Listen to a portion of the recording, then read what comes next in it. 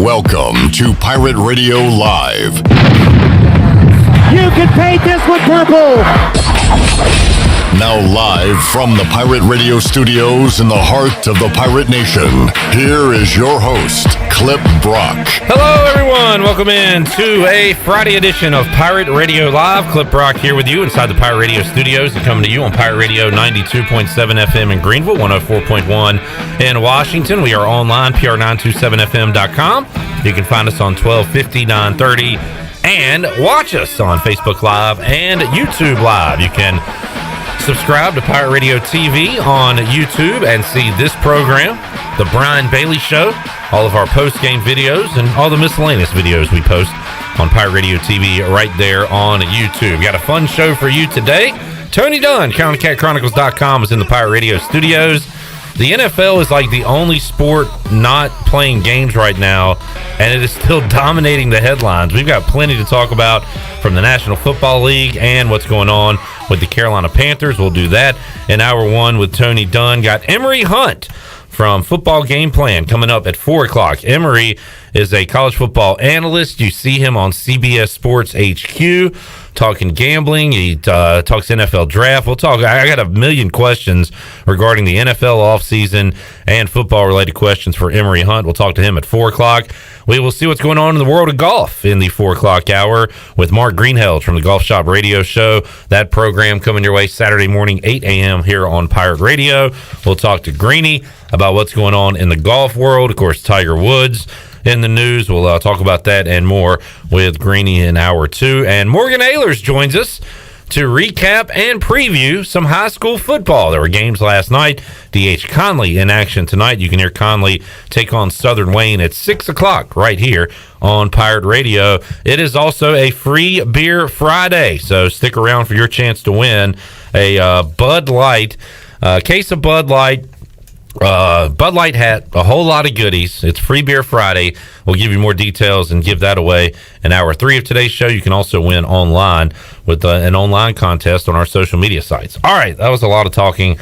Shirley Rhodes is here. Chandler Honeycutt's here. Tony's here. Hey, Tony. Hey, man. I got Troy D on the Fixed NC Live line, and we're going to recap what John Gilbert, ECU Athletics Director, just had to say regarding fan attendance, tickets to sporting events, with that news coming out this week that the restrictions have been lifted a little bit as far as who can attend games, how many people can attend games. Troy joins us now. He was there to hear John Gilbert. Troy, how you doing, man?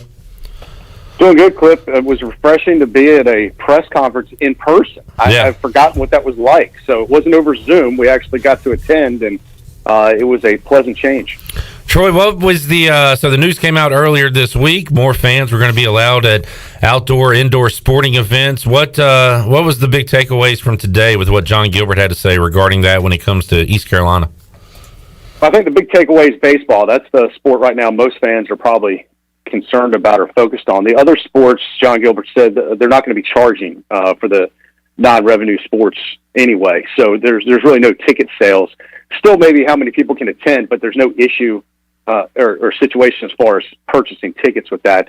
So baseball was the big deal. The number coming out was 1,200. Now, we projected around 1,500. The university is officially going to allow 1,200 fans in the stadium where the seats are socially distant. And then they're going to allow 150 folks in the jungle. So I've talked to John Gilbert after the press conference for a little bit. The situation is, they're going to there's going to be no single game tickets available. So this is only going to be open to season ticket holders, and not every season ticket holder is guaranteed an opportunity to be able to get these seats. So they're going to go in a pecking order as far as Pirate Club priority rank. But if you have a ticket in the stadium, that's where you'll have to be, and they can't guarantee even it'll be your existing seat if you are a season ticket holder. The other thing is, if you have a ticket in the jungle, you'll have to stay in the jungle. You won't be able to go back and forth between the stadium and the jungle. So I don't know if that was talked about at the press conference or not, but I remember those rules kind of being in place during one of the regionals. They put that into place where jungle seat holders were just jungle only, and stadium seat holders could only go to the stadium. You couldn't go back and forth. That's going to be in effect for the rest of the season. And they are going to trying to open up the lots. Obviously, if you have tickets, you'll have the opportunity to have parking, so you'll be able to do some type of limited tailgating out there if you're a season ticket holder. It's lucky enough to be able to purchase baseball tickets. So I imagine they'll go pretty quick.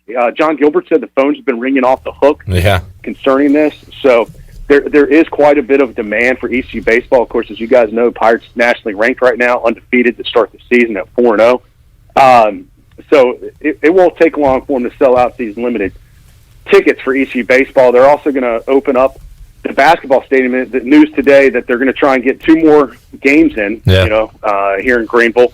So I think they announced they're going to at least have 600 students there for student tickets, and then they're going to try and see what they can do as far as the rest of the folks that would be allowed in, and that will be all upper level. They're still going to keep the lower level closed in Beaches Coliseum for basketball, so all the seats, whoever does come, will be up in the upper level. But that'll be a first this year. I think they had it limited. I think around 100 people were coming to the games or so, invited guests and selected folks and high-ranking Pirate Club members. But the general public didn't have really access to this, or the students. So this will be at least a situation where some more folks can get in for ECU basketball at the end of the season. And that's assuming everything's still on go.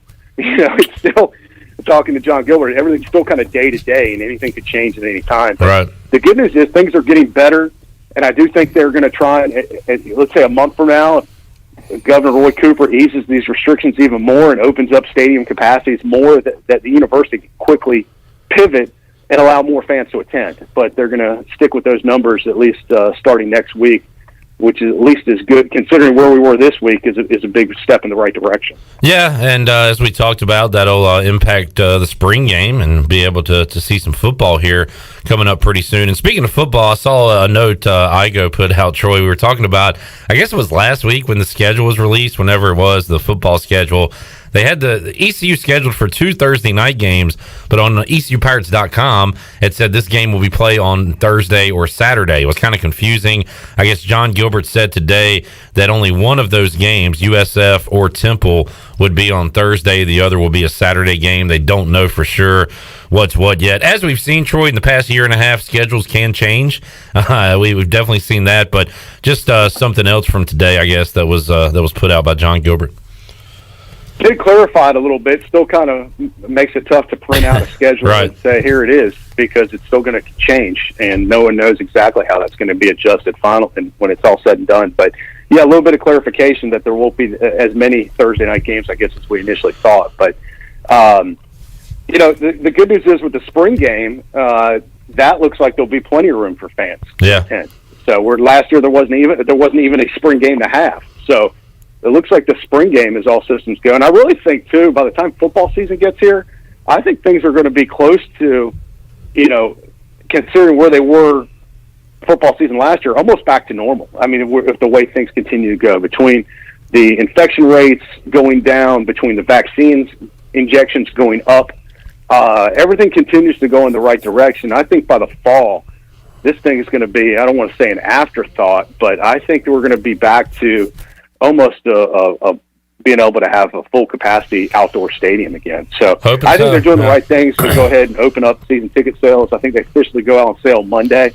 And John was excited as we talked afterwards. He's just excited to be able to have a chance to have revenue again. Yeah. The university, it's been 11 months, but talking to him, he feels it's almost been like in dog years this year. So this 1 year feels like 7 years to him and to many folks. So to be able to have, they've gone through a whole year with basically hardly any revenue coming in, but plenty of expenses increased too, because you've got all this COVID testing protocols that's added over $1 million to the budget. Yeah. So the chance to be able to finally sell some tickets and bring some revenue in, bring fans in the stadium, sell some beers, all that will start to help. And it may not get fixed overnight, but at least it's a step, once again, as I said earlier, in the right direction. Troy D joining us. Troy, good info. We'll talk more about this in the 5 o'clock hour with Morgan Ahlers, and also get a full recap from you Monday on Pirate Radio Live. But appreciate a few minutes and good info today from John Gilbert. Sure thing. We'll have John with us. We're going to do a podcast with John Gilbert, a in-depth interview with him next week. So We'll serve that up on all the Pirate Radio platforms. So we'll have more details on that when I see you Monday at 5 o'clock on PRL, and talk to you guys next week. Good stuff. Thanks, Troy. Troy D. All right, on see the you guys. Yep, Fix It and See live line, joining us back inside the Pirate Radio studios. Shirley Rhodes, Chandler Honeycutt, Tony Dunn is here. Good info there as we were coming on the show. Shirley, and as parents, Tony, we know, like, I have a pretty good ability. This might sound bad. I don't want this to sound bad, but like when I'm in the car driving, my wife and daughter could be talking. My wife and daughter like to have like friendly arguments quite a bit. They just like be catty to each other. And I can go like 7 minutes later, they'll say, "So what do you think about what we're talking about?" I'll be like, "What? Y'all were talking?" You know what I'm talking about, right? The ability to just kind of tone it out. Vernon Dunn can do it better than anybody. Shirley Rhodes, the Pirate Radio mom of Chandler and I, for the last 45 minutes have just been yelling. No. Longer than that? Yeah, it was like an hour. Okay, hour and 15. For whatever reason, we just got in a giggly mood and have been doing Jim Rome impressions and yelling throughout the studio. And Shirley has not really even glanced our way. So hopefully we didn't annoy you. Hopefully you just had us completely tuned out. Well, because you were actually working. Yeah, I was actually working. But the thing is that when you work with Troy Dreyfuss long enough, you learn how to tune things out. Ooh. And I've gotten pretty good at it. So, yeah, you guys weren't... Who'd we just talk to, by the way? Yeah, that was a nice shot. Because I did glance over at you a few times to be like, if we're annoying Shirley, I'll stop. But you were not paying us any attention. She's done this to me before. Yeah, she's a pro. I mean, honestly, if it was getting to the point where it was annoying, what I would do is I would just feed music through the board and throw my headphones on. Yeah, and then, that's true. I pretty much tune you guys out that way. But no, I mean, rack 'em. It was an hour's worth. It was actually pretty entertaining to listen to them because normally, like sometimes I'll listen to like comedy channels while I'm working, and I'll laugh at whatever the comedy routine is, and this was like my own in-house comedy routine I was listening to. It was actually pretty entertaining. Having fun on a Friday. Yeah, they were sitting there, trying to one-up each other when it came to Rome impersonations and Rome, catchphrases and all that stuff. And I was over here working on commercial logs and, listening to that. So it didn't bother me that much. Right. Clones, try harder. I'm not going to indulge you at tweeting clip by reading your tweet that says, "Today is a great day to be on Pirate Radio." Jim Rome, what did you think about Tony's impression of you there? Phenomenal. It's kind of weird when you have somebody doing your voice, doing your mannerisms in front of you. With the amount of lettuce that's on his head. And it just happened here in studio. Unbelievable. Take a look at Tony's head. Did you cut that with a spoon? Nice lettuce. Hilarious. I love Jim Rome, by the way. I do too. I love him. Literally, this was what was going on for an entire hour in the studio. I didn't even tell you this, Chandler. Why didn't we just play this on the radio instead? Well, we had talked about just doing this for an hour. So this was completely, I don't know why it's Jim Rome Day, but Chandler, we were watching like videos in here. We were getting cracked. And we were crying. And can't believe how much I'm cracking myself up right now. Chandler, I'm going to show you. I'm actually cracking myself. I'm going to show you. I'm going to show you the text Igo sent unsolicited. I didn't tell him we were watching at 2:32, and I want you to read it as Jim Rome. Okay. All right. I'm going to go over. So can you put it up against the glass? Can you believe these guys? Can you see that? I don't know if I can see this. This unprofessional workplace, I got to deal with I have this. bifocals and I can't even see that. We're passing around phones in studio. We have an email from Steven. That little one right there. Oh. Igo says, unbelievable. Jim Rome is ass. What the hell? That was the text. I don't know this guy. And it's funny when someone has an opinion about you and you've never spoken to him in your life. Steven Igo is the guy I've never spoken to in my life. But instead, he calls me an ass.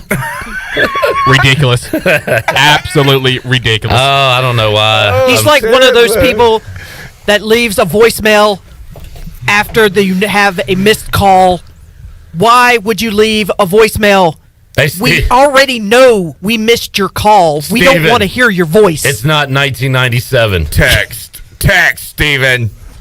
I love Jim Rome. It takes a little while to get used to his delivery. So many inside jokes. You get, a little some while. people hate him. Honestly, like I said, I'm not his demographic.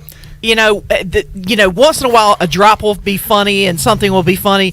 It's people attempting to imitate Rome. I find hysterical. It's wonderful. Because when these Chandler's two get going, I mean, when they go back and forth, like literally, I'm just like, we could just do the show for 3 hours doing it this way. Talking about voicemails. What a slap to the face. Could you imagine leaving a voicemail and not returning a call? Ridiculous. Chandler, we do have a tweet, if you can check your Twitter and read that from a listener, as Jim Rome. Call the show. 317-1250. Chad, you're on with Jim Rome. Actually, he tweets in. First time, long time. Rack 'em. Really don't know what that means, but he tagged us all in it. Chad. And you talk about people not winning things. Chad is that guy. Hey, Chad. The 2007 Detroit Lions called. They want their gimmick back.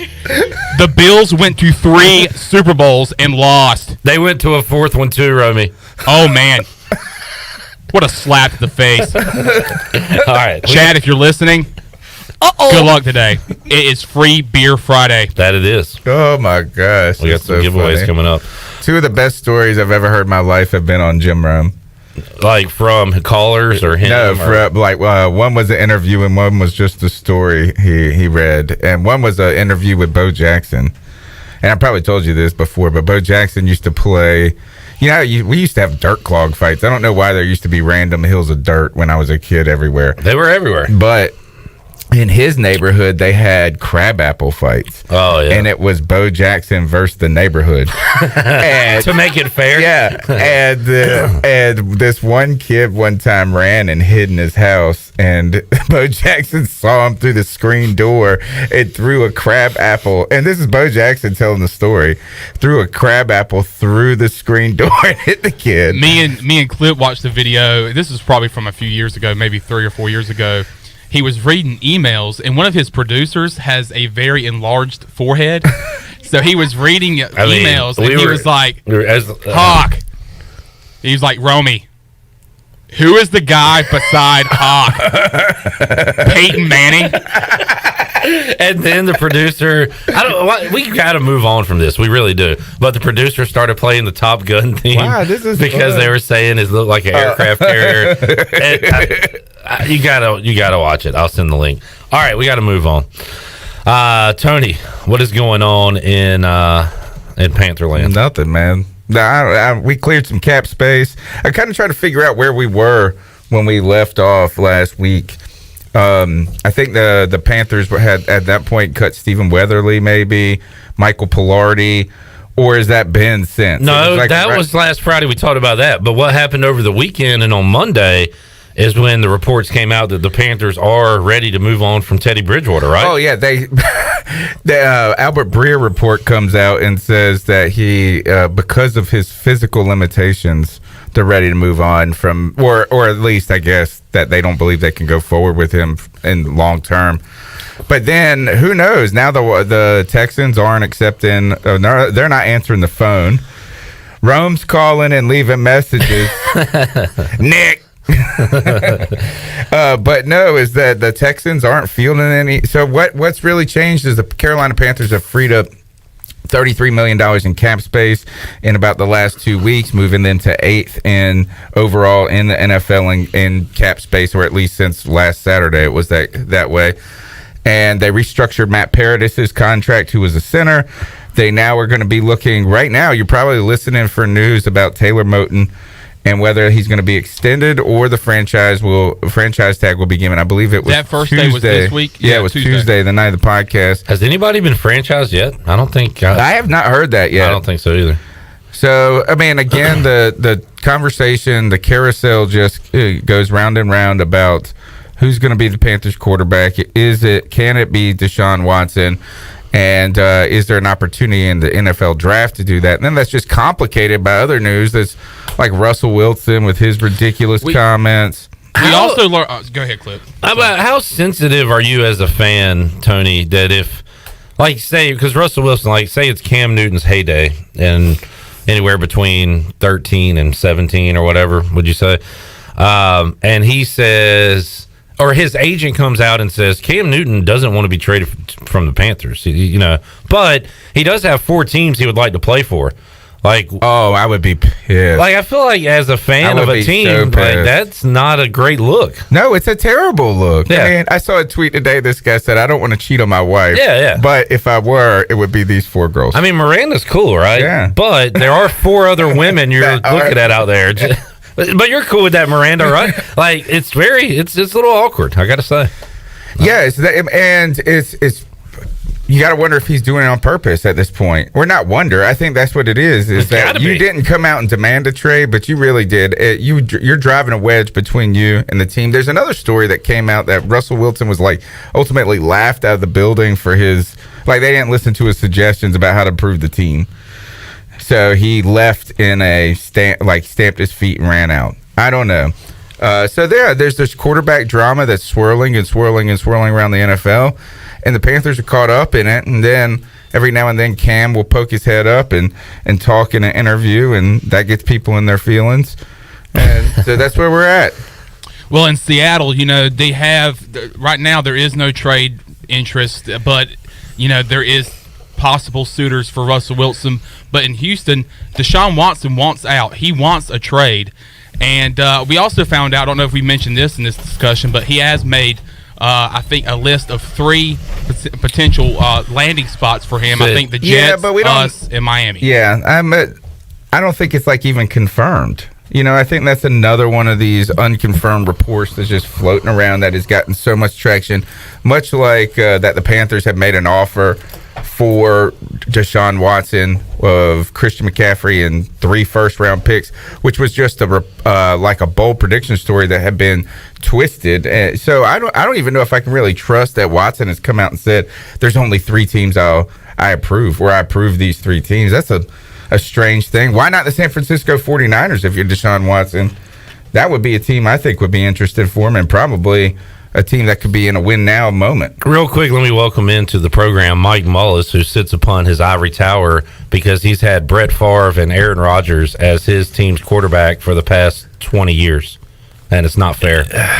Yeah, it's not a bad place to be. I hear we're going to get Deshaun Watson. Oh, yeah? And what's going to happen is he's going to sit out 2 years, and Aaron's going to ride off into the sunset in 2 years, and then Deshaun just backfills the spot for the next 15. He'll be totally healthy. They're going to put him in a hyperbaric chamber. Yeah, they're going to work on that offensive line even more. Watch this actually happen. I know. No, I've got reliable sources. I believe per source. You're not an owner, are you? By the way, because Packers fans. You know what? Ironically, a guy that works with me is an owner. Part owner of the Packers. Yeah, he is a Wisconsin guy, and he has. So is that your source? I guess then. Yeah, that. Gosh, you just gave your source. Wow. Aren't they owned by the people? Yeah, that's what I'm saying. Just like a stockholder. Is he just a citizen of the town? He's a stockholder, so it's one of those things that those stock certificates are just. I mean, it's a generational. It's like re-giving the grandfather clock for it's something that stays in families forever. It tears families apart. At the will reading when Dad gave it to 100% the oldest child instead of the youngest child. 100%. Chandler, what were you going to say? You probably forgot now, right? Yeah, I already forgot. Okay, but it's like beating a dead horse, but we did find out that Deshaun Watson has gone back to David Culley this week and basically reiterated that he didn't want to be there and that he wants to trade. David Culley basically told him that we don't want you to go. So it's basically back and forth. Once he starts losing money, will he change his tone? It's only $1 million a weekend, which for him, is a lot for anybody. Look, the first thing is when he walked in the office to meet with David Culley, he's looking around going, "Now, are you David Culley?" That's a good point. Are you? David? I don't know who he is because none of you guys. Maybe he wore a name tag. None of you guys look like the guy that I wanted here. And I'll go back and say this that. in my humble opinion, these freaking quarterbacks, all these guys have lost perspective of who they are in the food chain. Right? They are employees of. Now, I understand they are the most critical employee of in these situations. They have a right to have some input, as every employee of does. But to come in and demand to basically run the team? Yeah. I mean, come on, man. Well, and if it happens, let it happen behind closed doors. It doesn't. I mean, it's. I don't know. It's just such a. And Russell Wilson, of all people, of course, they're saying he didn't demand it. He just subtly suggested that, hey, I may go one of these 4 places if you guys want me to. Which we equated to, you go tell your wife that you got 4 women. 100%. Around, yeah. 100%. It's the old hall pass. It's like, who's your hall pass? I mean, you're basically saying, I've enjoyed it, but I really would like to go, visit with one of these 4. Mm-hmm. A little odd. And we were talking about it with Iko yesterday. I think Texans fans are going to stay and remain on Deshaun Watson's side throughout this thing, and they are angry with the organization. But the general public and the football public, at what point could the Texans become the good guy in this situation? Do you know a Texans fan? I don't know one. I know one. Okay. My buddy Jake is the only one I know. Oh, okay. I know him. But do you know what I'm saying? Like, do the Texans, if Deshaun Watson stays out, he's looked at as pouty and all that, does he ever become the bad guy? Mullis kind of seeming like he's ready to go to that side a little bit. I don't think so. And here's why is that, okay, I could get this idea that maybe some people are stepping outside their place at certain times, and when you get these giant contracts that you could, feel deserving of that. But that also takes into account that the people above you are doing a good job at their jobs. And the Houston Texans have been nothing but inept at being an organization. And that's starting with their owner at the very top, where when they were in the midst of the Colin Kaepernick discussions and social justice, he said it was don't let the monkeys run the zoo. No. Is that so? He comes out there, and and you have a black quarterback. Not only is that, is the 80% of the league is black. On top of that, so he's tone deaf in those discussions 100%. And then I was thinking more about Bill O'Brien, but Bill O'Brien, who had terrible, not only coaching control but GM control, and made those moves, and everything just got away from him. And then there's one other component, and that is the greatest players in the Houston Texans history, the history of the team. He gone. They don't like the team. What if your favorite player came out? Who's your favorite?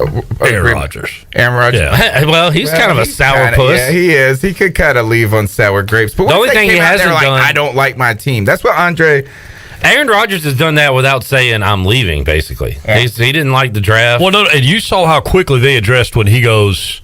There's a bunch of we're a little bit uncertain about what's going. Whoa, Aaron, hey, yeah. And that's look. I look at it from a business standpoint. I've got some really key guys, and if they were to say, "Hey, we're going to leave," then I would sit down with them and we would talk about it. But we also agreed to a deal when they came on board, right? And there's a certain point where I'm going to go, listen, guys, I got to make a business decision that I hope works for everybody, but most importantly, it's got to work for the company. And I'm not saying that's probably a bad parallel, because I agree with you. Well, you can't make a trade with another company for one of their guys. Your guy can just walk. In this day and time, I mean, maybe that's possible. I'll trade you that. Is there a transfer portal for your line of work? There's a transfer portal for every line of work. It's just not nearly as formal. Right. But, going back to the Houston Texans, since their inception, the only reason they're relevant right now is because Deshaun Watson wants off the island. Yeah. There is no other. Okay, they got rid of J.J. Watt. I completely agree with that. That dude was past his prime. He can't stay healthy. He'll go somewhere else and probably get a little more out of the tank. Like, he's a guy back in the day that you go, he is absolutely going to the Patriots. Like, can't you see? Which is why I say now he could go to the Bucs or the Chiefs, one of those teams. Well, but what I mean is that retread that you go, that like Junior Seau to the Patriots. Yeah. And you're like, this dude doesn't have anything left. He goes, it has 2 or 3 great years. Clock killing Corey Dillon. Yeah. I mean, they found those old guys with not a lot of tread left. I mean, Randy Moss, for all practical career purposes. Year. Yeah, so. My man. But otherwise, the Houston Texans, they're in a void of being in Texas and Dallas. They're in a void. They just live in a vacuum. I know you asked earlier, it is funny that I do actually know a fan, and he's from here. He just, for whatever reason, likes Houston sports. Astros, Texans, he picked those teams, but has no real history or love for them. Well, they're not that old to begin with. They're 20 not, years old, 19 years old. You know what? I would say I would compare them, and as painful as there's a lot of parallels with the Panthers, where the Panthers were way more relevant to, other than in North Carolina, to the rest of the world. In Houston, they were relevant when the conversation was Cam Newton. Yeah.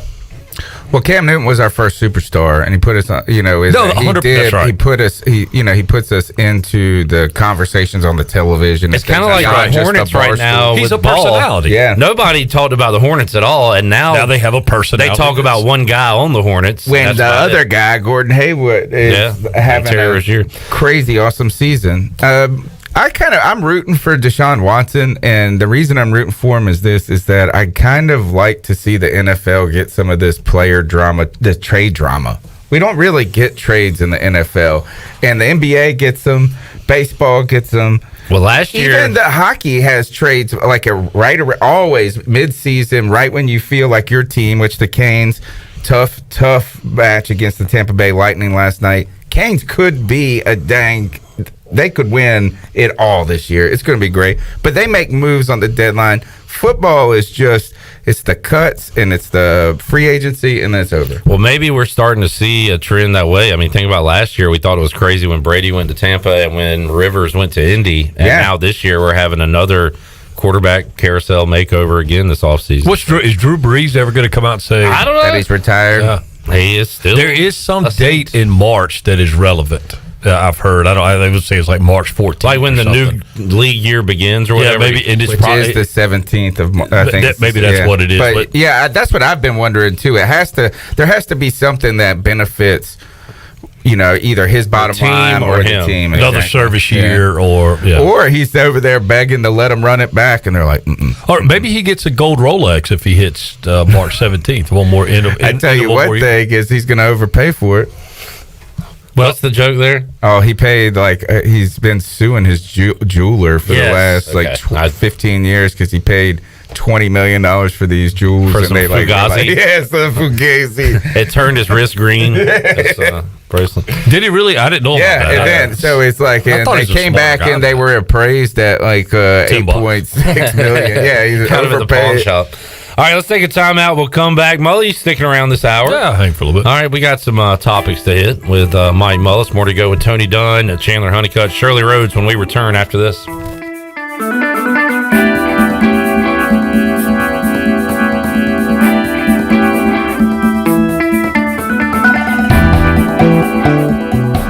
In sports, if you think joy only happens after you win, think again.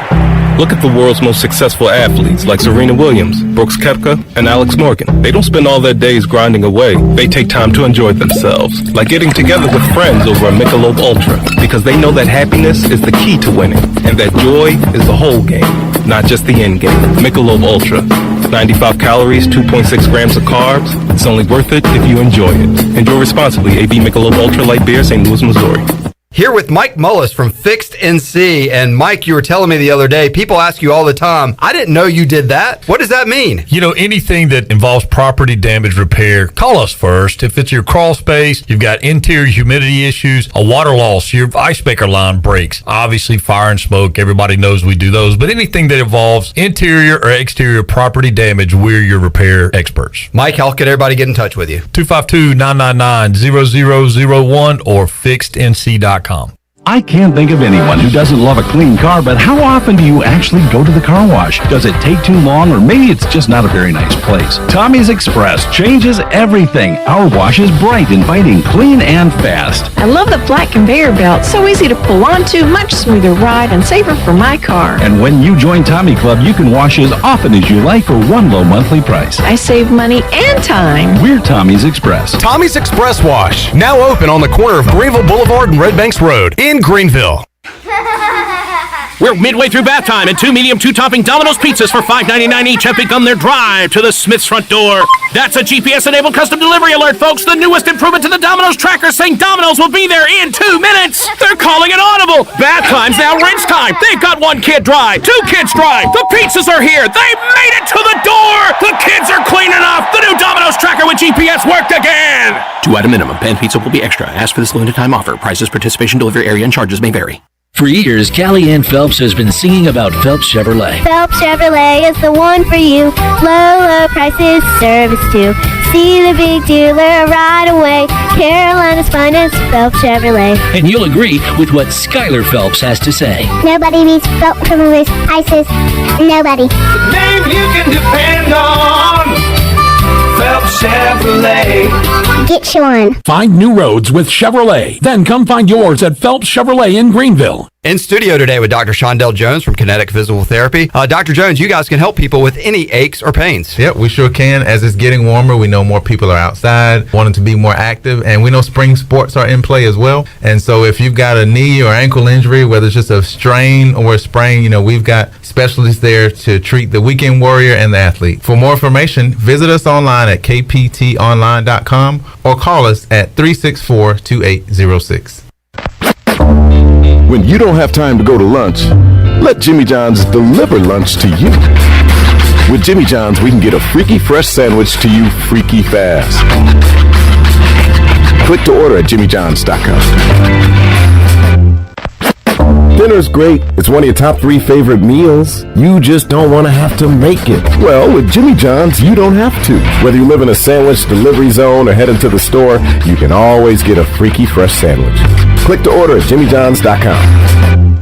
In studio today with Showboat, also known as Kyle Alligood, to his friends and family. Why F3? I come to F3 for just good old brotherhood and fellowship, and to get out to Forest Site, to come out here to get my heart and my mind right. And just being around these group of guys every day just makes me a better person. 1 letter, 1 number, F3. Fitness, fellowship, and faith. All workouts are free of charge and open to all men. Leave no man behind, but leave no man where you find him. Learn more today at f3enc.com. This is Mike Houston, head football coach at East Carolina University, and you're listening to Pirate Radio, the voice of the Pirate Nation.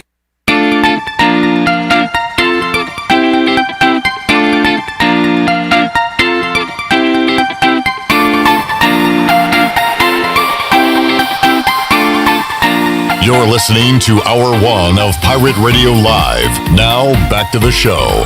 Welcome back. North Carolina state parks are now open for visitors, and parks should be used for exercise, fresh air, getting out into nature, or a day trip. Visitors should enjoy themselves, but please remember to focus on moving through the park, keep social distancing in mind, and avoid large groups. While most facilities and activities will be open, please contact any state park with questions or visit ncparks.gov/open. Now let's head back into Pirate Radio Live. Here's your host, Clip Rock. Alrighty, thank you, Shirley Rhodes. Chandler Honeycutt here. Tony Dunn and Mike Mullis hanging out as well. Mully, you've been a bit of a shining light throughout this coronavirus phase when it comes to sports. I've been depressed at times. You've pulled me out of that a few times. That's what friends do. And more fans going to be allowed to attend. Yeah. There's a little light at the end of the tunnel here. Was yesterday a great day or what? We had beautiful, great weather. Yeah. Great. The news comes out. I mean, it's a little extra pep in the step, and I think we're getting back to we're getting back there. Pirate baseball on the road at Georgia Southern, first road series of the year. Pirates are 4-0. Impressive win over Duke in multiple ways, Mully. I've talked about how they scored 5 of the 6 runs via the home run, a bit atypical of an ECU team. And how about they start Carter Spivey? He goes 5 up, 5 down, and then walks a couple guys. Turns out he's got a blister, has to be pulled from the game. And I said going into the game, it's only game 4, but that's an important game from an RPI standpoint against Duke. And Cliff Godwin managed it as if it was an important game, going Colmore and Mayhew the rest of the way. Yeah, I think Cliff will tell you, I think nobody was more surprised than him. That was definitely not the plan. I mean, well, and even when he says, "All right, we're going to go to Colmore," I think that's a keep us right here kind of thing. Colmore's a strike thrower. He's going to throw outs.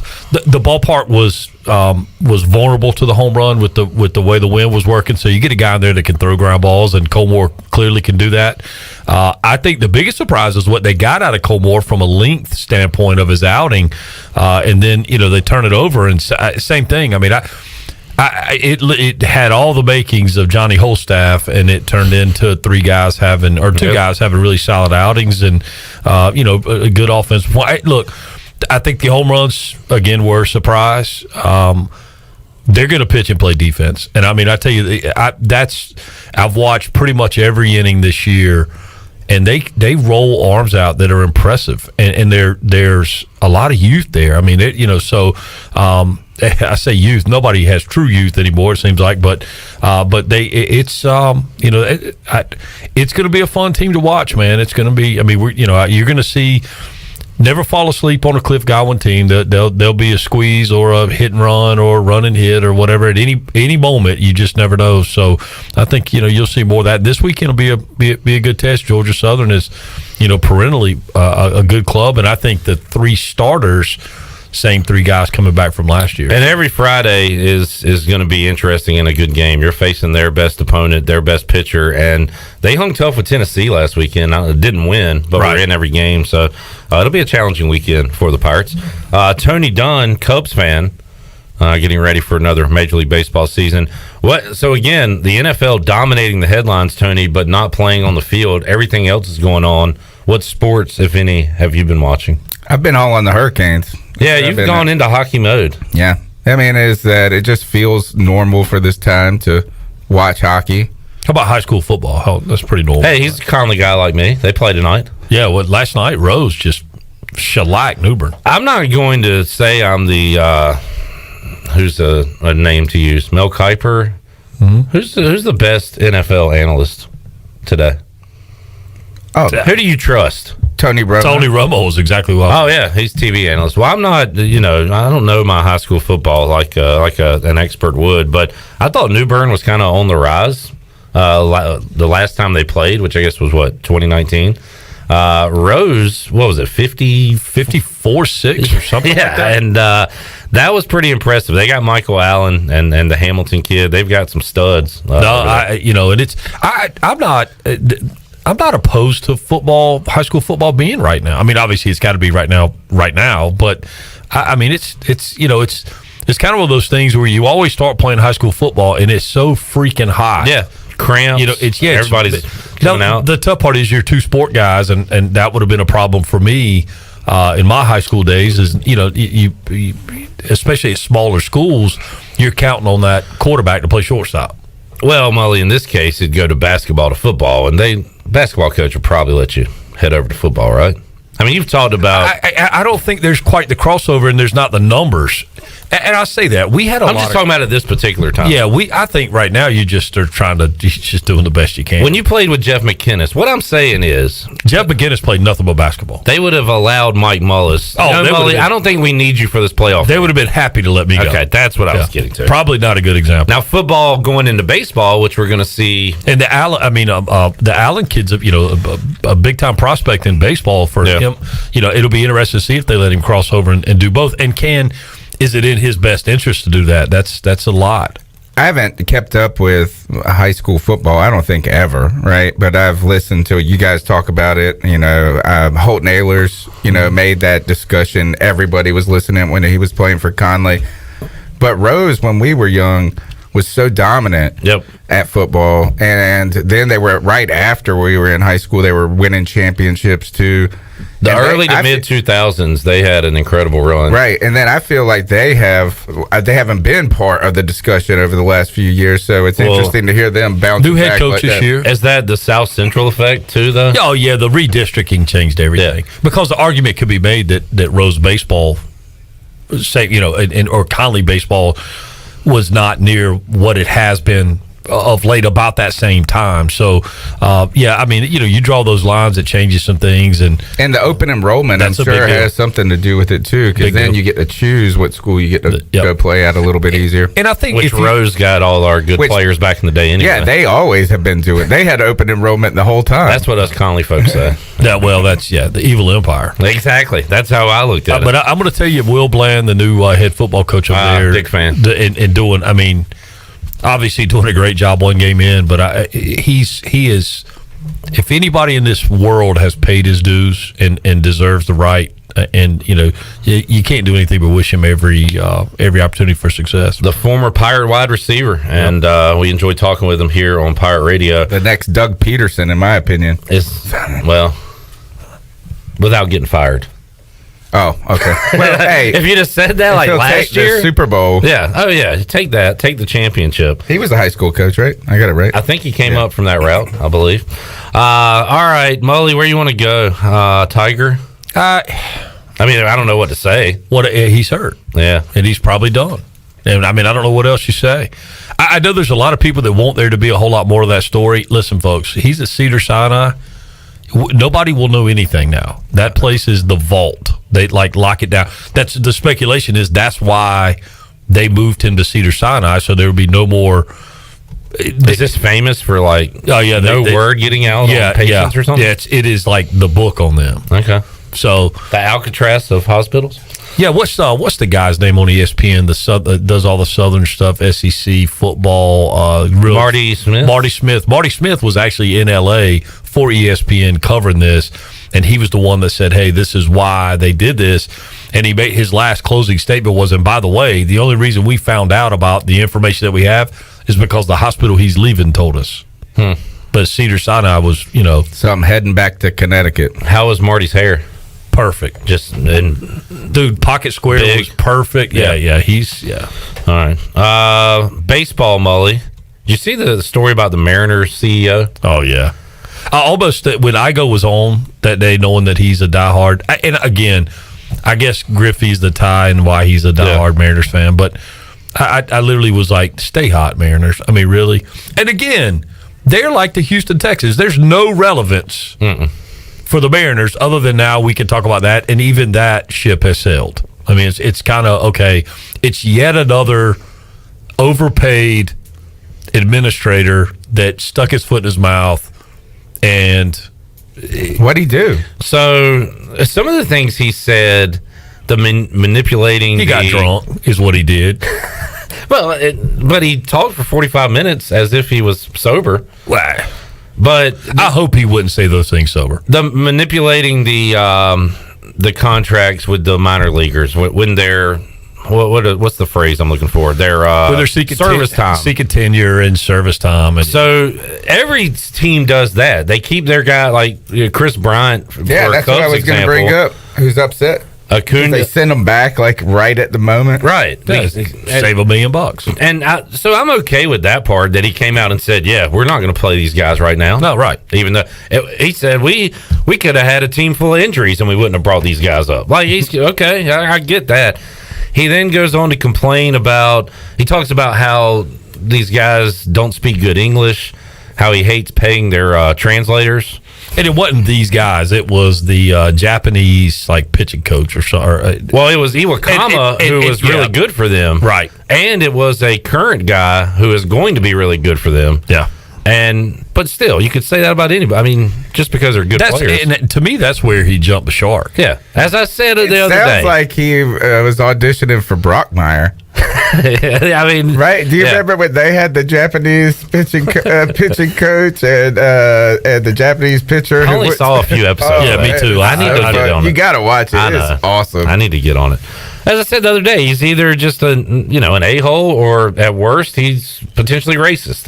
Right. The way the stuff he was saying. So he did the whole apology, and then a few hours later resigned, and he's gone now. So, and if the Mariners were in the mix and he was again relevant, maybe he gets away with some of that. Yeah, but he's not. They're not.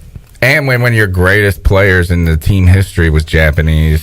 And when you're you're in Seattle, Washington. Right, exactly. I've always thought Mully the most irrelevant team in Major League Baseball maybe I shouldn't say my lifetime. I think they were good in the mid-'80s. They've won a World Series somewhat recently, but the Kansas City Royals have always been completely irrelevant to me. They had a guy named Bo Jackson that made them fairly relevant. And they won a World Series not too long ago. Yeah. So, but between when I really started watching in 1990 and 2015. I was in Kansas in 2006 or 7. It was for my wife's cousin's wedding. We were there, and we're in Manhattan, Kansas, and it was 100. I've never been to a pro baseball game ever, and I've been now it's so long in my life. I just feel like if I'm gonna go now, I'm only gonna go to Wrigley. I'm gonna take my son, and that's what we're gonna go do. Be a good trip, right? But I was in Kansas 07. I said, man, I ain't got nothing to do. Let me go check this Royals game out. Tickets were $12. Mm-hmm. It was like an hour and a half drive or something like that. And I was like, I'm going to do this. And I was like, anybody want to come with me? And they're like, nah. And it was 112 degrees outside. I was walking on this driveway, and the asphalt was sticking to my feet. And I said, man, I am not going to this baseball game in 112 because it's just sitting out there. No, and that place is a concrete jungle. Yeah, you're just going to cook. Or was. They have the pretty waterfall. That's about it, right? Which ain't that pretty. Yeah, I mean, George Brett Saberhagen. We're going way back, though, Bo Jackson. To my point. Look, I'm seeking relevance. Yeah. Because I'm trying to think, honestly, I would, if it weren't for Tony Gwynn, I'd put the Padres as the who cares team of the week. I mean, it's Athletics. Well, see, now that I can't. Well, no. When they had McGuire and they had Canseco. But again, we're going back. And then they always traded them away. Oh, yeah, always. But that was, to me, part of what made them interesting. They really got interesting after Moneyball. And it was like you started, and that year of Moneyball that movie and book chronicles, I remember that vividly. I remember Dave Justice playing for them. I remember those things, and it's like they had that great pitching staff of guys that ended up having tremendous careers elsewhere because they didn't pay him. Huddy was a good Brave. Barry Zito with the Giants. They had the drop down guy. The what was his name? The little biscuit flipper. Anyway, he was. That sounds like a derogatory term, but it's baseball term. Yeah, he was down here and just kind of, he was just an out-getter. That guy's a real biscuit flipper. But he, yeah. Mark Mulder had success with the Cardinals, right? Mm-hmm. After his time there. Yep. All right, we got to get another break in this hour. We'll come back. We'll wrap up hour 1 with Tony Dunn, Mike Mullis, and have more for you on Pirate Radio Live. Redbeard sending me a link here. Disney and the NFL has reached a broad agreement on a new media rights deal that will see ESPN renew Monday Night Football and ABC return to the Super Bowl rotation. Here's something I saw. No, this might not matter. Do you watch NFL Network or ESPN for the NFL draft? Oh, neither. Yeah. All right. Oh, yeah, you watch Tony's live show, Carolina Cat Chronicles. Trey Wingo has been the host for years. He's out now. Mike Greenberg will be the host of the NFL draft. Dude, I tell you what, Stephen A. Smith, Greenberg, they are putting their spurs in these guys, and they are just digging in. They are firing everybody, and they're going, okay, we're just going to ride you guys. There's a GIF on Twitter that's always around, like ESPN waking up Stephen A. Smith, and it's the guy in bed, and his alarm goes off, and he's like, hops out of bed, jumps on TV. He's always working. Greenberg does 12 hours of radio and 5 shows. I'm not a big Greeny fan. Me neither. I used to be. Yeah, because he had Golick. Yeah. I think I was a Golick fan. Yeah, me too. All right, take a time out. Greeny. We'll talk to Greeny, Mark Greenhalgh in hour 2. Back with more after this. The best place in Greenville to unwind and have fun is AJ McMurphy's. AJ's is open every day with great food and great drink specials. During the week, stop by for open mic, music on the patio, or sports trivia with me, Clip Rock. The weekends are made for sports and live music. Watch every game from NCAA hoops, NHL, NASCAR, plus live music every Friday and Saturday night. Plus, stay tuned. The countdown to St. Patrick's Day is on. AJ McMurphy's, Turnberry Square at Bells Fork, and online at ajmcmurphys.com. The convenience of Pitt Greenville Airport is waiting just outside your front door. Service is back, so you're connected to destinations worldwide through flights from American Airlines. Plan your next trip. Book your flights today at flypgv.com or aa.com. Whether you're flying for business or for pleasure, enjoy the friendly convenience of flying from your local airport to get you where you're going and then home again safely. For your next trip, remember, American Airlines is back at PGV. Book today at aa.com. Pitt Greenville Airport, where the pirates fly. Humana is proud to serve veterans. If you've recently turned 65 or become Medicare eligible, Humana would be proud to help you with your Medicare decisions or any questions that may arise. Let an agent assist you now to determine which Humana Medicare plan may best serve you. Humana can teach you about health plans, which will provide you with the access to products and programs to help support a healthy life. Humana is proud to be the National Medicare Advantage Plan provider to the veterans of foreign wars. This is Denise Walker. Call me today at 434-531-5674 to get a no-cost, no-obligation Medicare benefits review. Wait up. Papa John's has a new stuffed crust. Oh, we did it. All our tweets, DMs, and carrier pigeons worked. This ain't just stuffed crust. This is Papa John's crust. Stuffed. Hey, Pirate fans, order the new Epic Stuffed Crust One-Topping Pizza for only $12. The new Epic Stuffed Crust Pizza is the MVP move for game day or any day. Place your order online at papajohns.com and sign up for Papa Rewards. Papa John's, the official pizza of the ECU Pirates. Find yourself working from home or at least spending more time there? Want some remodeling for your house or a fresh look? How about a new deck or screened-in porch to add livable space outside? Don't know who to call? Well, you do now. Call the professionals at R&R Remodeling. They've been serving the local community for 15 years. Ronnie and his crew can help you today. Call for a free quote, 252-286-4119, or visit R&R Remodeling on Facebook. R&R Remodeling, construction you can count on.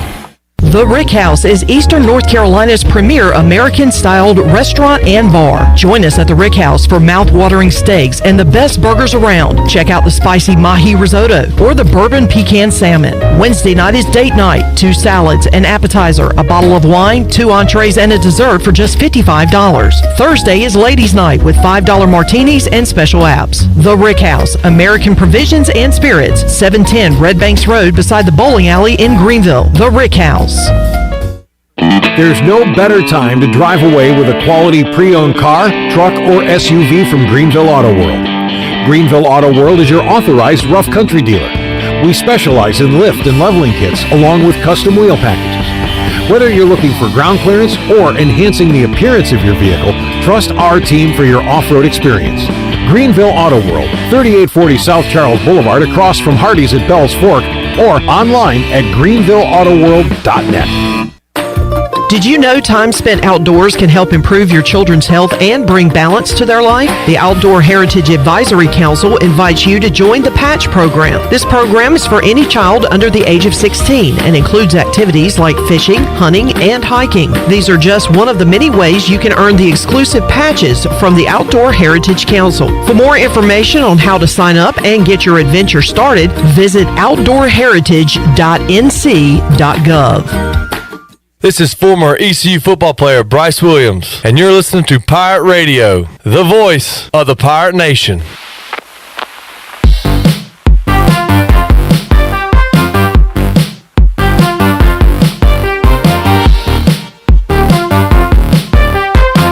You're listening to Hour 1 of Pirate Radio Live. Now, back to the show. Welcome back. For the latest breaking news, interesting stories, and awesome contests that can make you a winner, be sure to follow Pirate Radio on our social media on Facebook, Twitter, and Instagram at PR927FM. Join the close to 50,000 followers today at PR927FM. Now let's head back in to Pirate Radio Live. Here's your host, Clip Brock. All right, let's wrap up hour number 1 with Tony Dunn and Mike Mullis. Mully, heading into the weekend, we're going to talk some golf here in about 30 minutes or so with Mark Greenheld from the Golf Shop Radio Show. You're going to try to get some in, weather permitting? Yeah, maybe. Just weather permitting is the key. Yeah. You got Will McKenzie's at it this weekend. He's in Puerto Rico, not having a great go of it, but he's playing. I hadn't heard that name in a while. You know what? We the conversation came up earlier today. That dude's 46 years old. I never would have.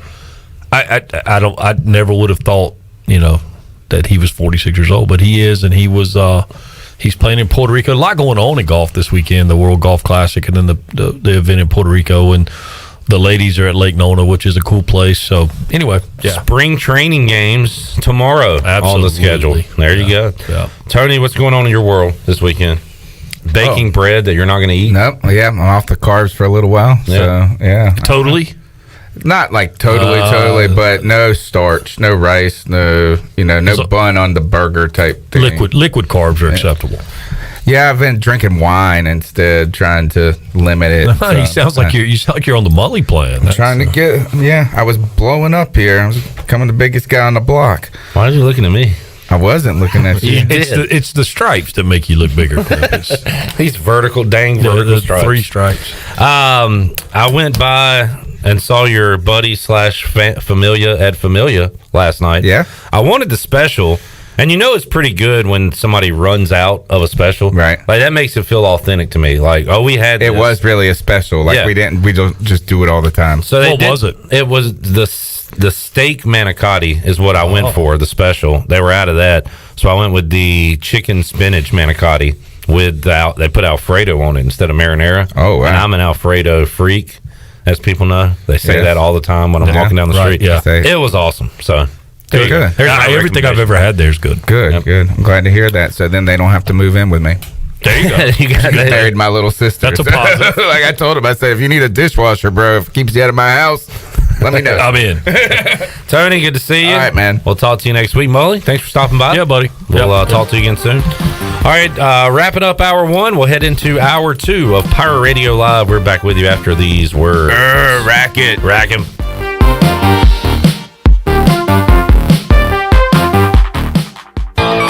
UBE and PirateWear.com are proud to offer the Pirate Nation its largest inventory ever. Brand new Adidas is arriving daily, along with Under Armour, Columbia, and Russell Athletic. UBE is loaded with cargo, and new items are being added daily to PirateWear.com. Be sure to check out our children's store, The Crow's Nest, for all of your young pirates. UBE and PirateWear.com, an ECU tradition for 50 years. Go Pirates!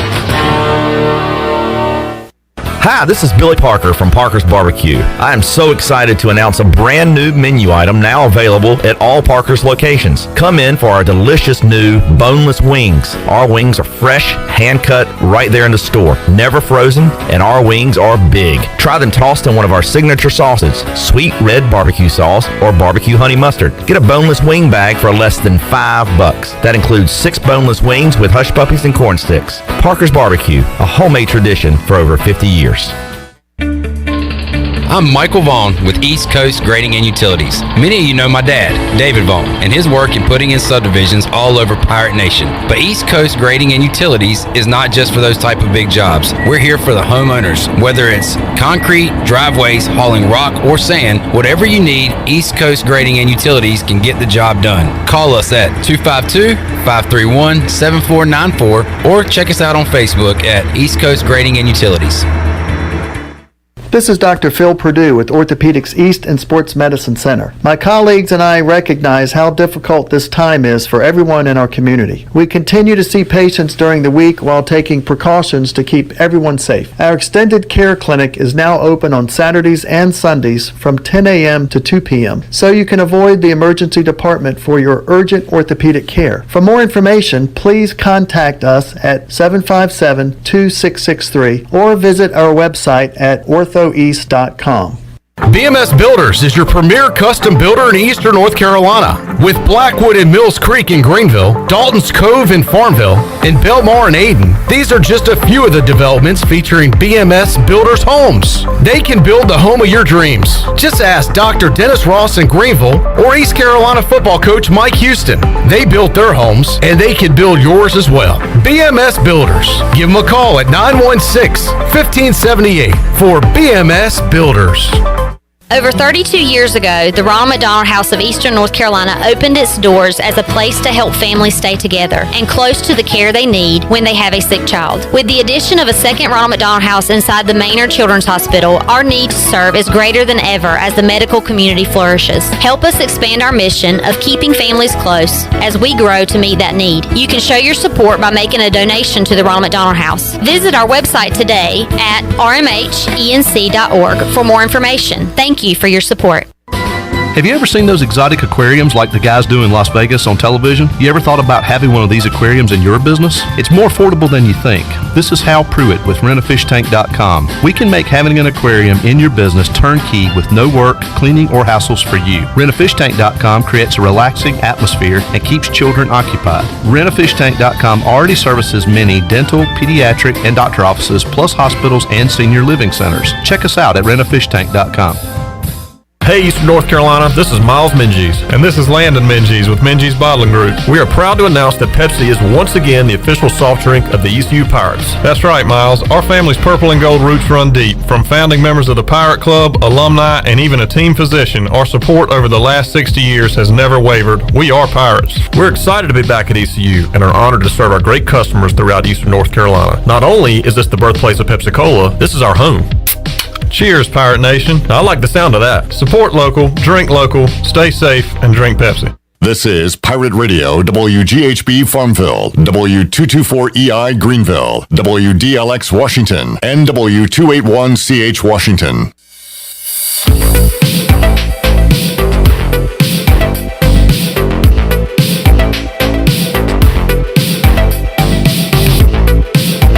You're listening to Hour 2 of Pirate Radio Live. Now, back to the show. Welcome back. Medicare is not one size fits all, but which plan is right for you? Denise Walker is a licensed insurance agent here in Greenville and can help you find a plan offering low to no monthly premiums, prescription drug coverage, and a wide range of additional benefits like dental, hearing, vision, and more. Call Denise today at 434-531-5674 to get a no-cost, no-obligation Medicare benefits review.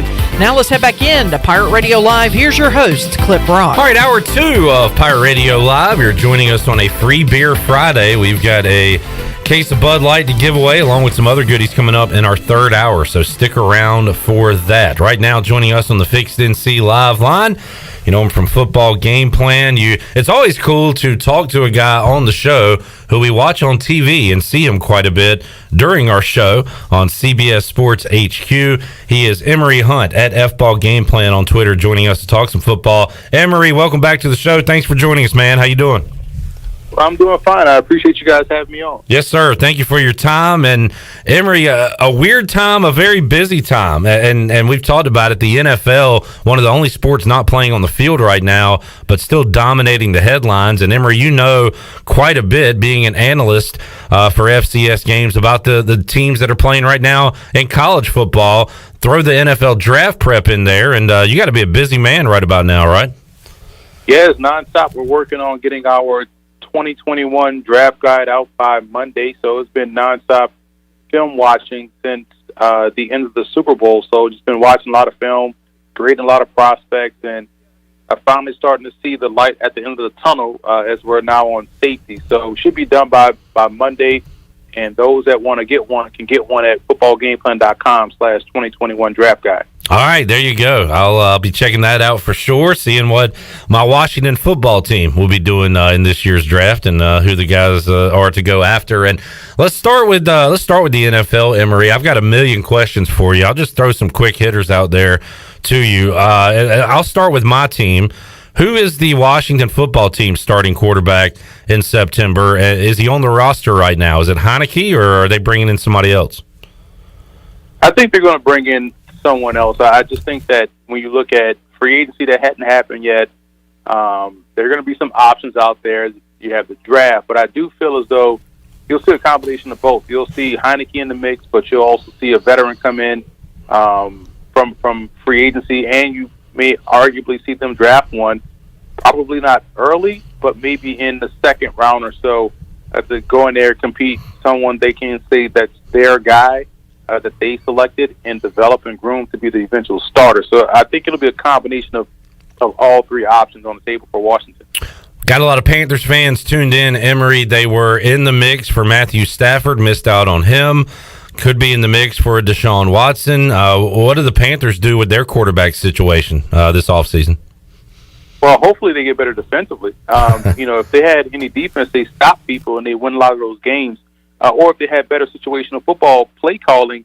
I'm thinking about that Raiders game, thinking about that Saints game, the first one. So it's not all on the quarterback, but if they want to go that route, I think they're in a spot where maybe they can draft a guy. And the only ones that I would see probably worthy of that spot where they are, if Justin Fields, for whatever reason, falls to that number, or Zach Wilson, those would be the guys that I would take in round one. If not, you get better situationally, you get better on defense, and you roll with Bridgewater and P.J. Walker and whoever else you have out there as well. So just looking at their situation, it wasn't all on the quarterback. Teddy Bridgewater didn't call that fourth and inches play to the fullback instead of Christian McCaffrey. That's not a Bridgewater problem. That's a play calling problem. And that's why they lost that Raiders game earlier in the season. See what the Panthers do in year 2 of Matt Rule. Talking to Emery Hunt on the Fixed NC Live line. Emery, how do you think the Deshaun Watson situation plays out? You've got a team that wants to keep their franchise quarterback. You've got a franchise quarterback who doesn't want to play for that team. How does it end up? Where is he when the season starts in September, in your opinion? Is he in Houston still, or you think he's elsewhere? That's a good question, because I just see him being dug in and truly not wanting to play for Houston. So at some point, Houston's going to have to, let bygones be bygones and trade him away. Otherwise, I think he's going to sit out and has no issue in sitting out until they, cave in and trade him away. I think that's what's going to happen. We saw it happen with Carson Palmer before, and I think it'll happen with Deshaun Watson until Houston decides, you know what, it's not worth the effort of going through this offseason with a fractured relationship with our quarterback, and they got to just do what they have to do and really make things better by getting rid of him, trading him away, but also starting to build that process. You got a new coach, a lot of new people in that organization from a staff perspective. So why hold those guys, underneath the fire for something that you can, as a GM, easily, remedy by just trading Deshaun Watson, and therefore you have a new slate. I know they don't want to. I wouldn't want to. I would want to work things out with him, but it seems like, after what he reportedly said to the coach, that it was a short conversation, that he doesn't want to play there. Why not? Why would you want someone that doesn't want to be there? So why not just cut ties, trade him away, and let him go? And one more for you, Emory. I thought when I first saw this, it was kind of a manufactured story to keep the NFL in the headlines. But when Russell Wilson's agent comes out, I guess, and says, he hadn't asked for a trade, but there are 4 teams he would go to. I mean, that's really strange. There could be a little bit of fire with that smoke. What about that situation, Emory? Are you surprised that that came out this week, that Russell Wilson potentially has some teams that he might be willing to go to via trade? Yeah, that's surprising to me. That really came out of left field, because you think a guy that has done so much for that organization and has done so much in the NFL, he would be almost untouchable. That's like Aaron Rodgers in his prime, getting talked about being traded away. And I just am shocked that they have reached that point now in Seattle. But again, if quarterbacks feel as though they have the leverage and they have the say so, why not try to use that leverage? But it's just fascinating to see this whole thing play out. With this year in the NFL, a lot of teams will end up looking for quarterbacks more so than we expected going into the offseason. Emery Hunt joining us. Emery, who's your favorite non-quarterback in this year's draft? There's going to be a lot of teams at the top and a lot of teams trading up for QBs, and could see 4 or 5 in the first round. But how about non-QBs? Who's the guy that's going to be a stud for a team this year? I'm a big Michael Carter fan out of North Carolina. I just think that the way that guy runs, it's a joy to watch. And, when you're able to essentially be your own blocker, not needing, the best blocking up front, you're still able to make things happen and not get touched in the process. it's just a blast to watch back like that because you start to get nostalgic and think of guys that you grew up watching and how you fell in love with the game and guys that really was doing things that had a special talent in doing so, things that you thought you couldn't do physically. These guys are able to do it and just allowed you to dream. And you get that same feeling when you watch someone like Michael Carter run. He's fluid.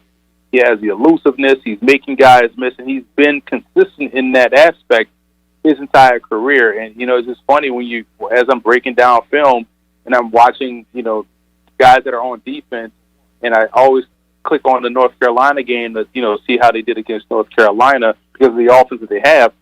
At least 2 times I'm watching someone else, Michael Carter just pops up with a ridiculous run that doesn't make his highlight tape, but it's like, man, that's just fantastic. This dude is a special player. All right, I got to watch. Emery Hunt joining us on the Fixed NC Live line. Emery, let me ask you about ECU. We'll get to some FCS. The Pirates, year 3 of Mike Houston. It'll be, for a lot of these guys, their first experience with spring football coming up here shortly, the way everything was cut out last year. What's your take on ECU and really the American as a whole? We've seen Luke Fickell and what he's done at Cincinnati. New era, Gus Malzahn at UCF. Very intriguing what he can do with what is normally a high-powered offense there in Orlando. Where do the Pirates kind of fit in right now? It seems like there's still a few teams ahead of them, Emory, as Mike Houston heads into year 3. Just hoping that trajectory is going in the right direction. I like ECU, and it's funny because when I'm watching defensive players again, I always click on the ECU game because I know ECU's offense, have a good running back and, the young guy that wears number 47. That's always funny. But then they have a good passing game. They had a really good offensive lineman in this draft class. So I knew the offense would be a good test for whatever defensive prospect I'm keeping an eye on. And watching so much East Carolina this draft cycle this past month, like, man, they weren't that bad out there on the field. It's just a series of unfortunate events. And I think it's also a byproduct of playing in the American, which is good top to bottom. So even though you're talking about East Carolina is not a good team record-wise, talent-wise, they were right there step for step with a lot of these teams. And it goes to show you how good the conference is. And you would think in a normal offseason, after getting the experience they got this year, now granted, they lose some of those guys that I was tuning in to watch. You're talking about receiver, linemen. You lose some of those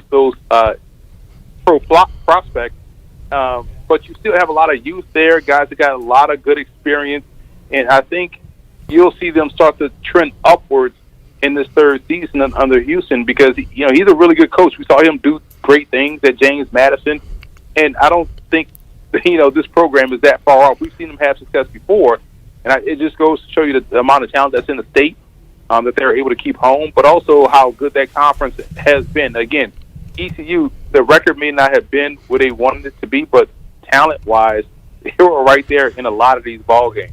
Emery, it's funny you mentioned Raj Harris there. He's the running back, the young freshman that came in and man, just opened our eyes right away. And I commented after his first big game, I tweeted out, Rajay looks awesome, but he's got to change that number. The 47 doesn't look right. And then I found out Rajay was asked about it, and he wears it for his dad. So if it's got the sentimental value and meaning behind it, we're just going to have to roll with it. And maybe he can make that number cool for a running back, Emory. The only person that wore that number that was cool was Robert Edwards with Georgia. So, that's the only one I saw with 47 that looked awesome in it. So again, for him to stand out and for me to acknowledge that he was playing really well, but number shows you he's already on his way. Real quick, Emery, you reminded me, there are a few Pirates trying to make it to the next level. Jake Verity at kicker, and then you got Deontay Smith, who was having a great week at the Senior Bowl, and unfortunately was a little banged up, but he, I think, raised some eyebrows at the Senior Bowl this year. And then Blake Prohl, who's got the pedigree, son of Ricky.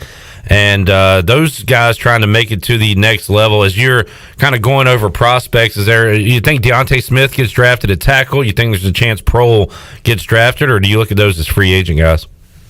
I look at Prohl probably more so as a free agent, and he's going to be a core special teamer right off the bat. But he has good he's able to work himself open consistently. I like how he plays, and Smith was just excellent on film, man. And this is someone that you can see him still growing into his frame. So with the way he was able to dominate at that frame, and you just imagine him adding good pro weight without losing that athleticism, and you saw him down the Senior Bowl do good things. Yeah, he's the one that's going to get drafted probably higher than people expected to, because to dominate in that realm at that size and know that the pros can put good weight on you, and all you have to do is worry about football in your game, you're going to get better. And I think that upside is definitely the type of upside you gamble on.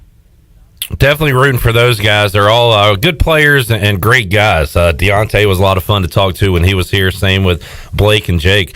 Emery Hunt joining us. Emery, it's really cool to be previewing football games. We got high school football coming up right here on Pirate Radio at 6 o'clock. D.H. Conley, the high schools here in North Carolina, playing spring seasons, Emery, and just getting underway this week. FCS football going on the weekends as well. Emery, give us kind of a viewing alert. Who are the players, teams to watch on a FCS Saturday for the next few weeks if we want to watch some entertaining football? Who are you keeping an eye on this year? Well, definitely want to keep an eye on James Madison, because they are strong, and they're probably the one threat to North Dakota State, title run here in the spring. James Madison is outstanding, and I know they ran roughshod of Morehead State last week, non-scholarship FCS. That was expected. They got a step up in weight class a little bit this week against Robert Morris, who has head coach Bernard Clark, who does an outstanding job. But they should put up a little bit better of a fight. But James Madison is still strong that they should win that game outright. But you always want to keep an eye out for those. There's a lot of talk in the SWAC right now. They're playing tonight, honestly. And you also look at Deion Sanders and what he's able to do at Jackson State.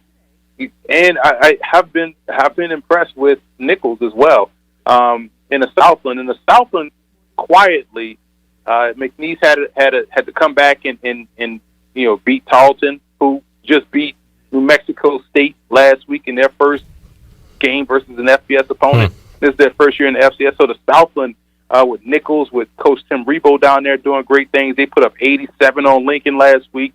And Sam Houston State kicks off this week. I'm excited about Sam Houston State. They have tight end Isaac Schley, and they also have wide receiver Jaquez Ezra, who was at Howard. Both of those guys were in the D.C. area. Schley was at Georgetown. He transferred down, and Ezra was at Howard, and he transferred down to Sam Houston State. So both of those guys are excellent talent, and they kick off tomorrow against Southeastern Louisiana. So there's a lot to watch in the FCS. I'm glad they're playing in the spring. Yeah. But I wish they get back into the fall, so that way we can get back to normalcy.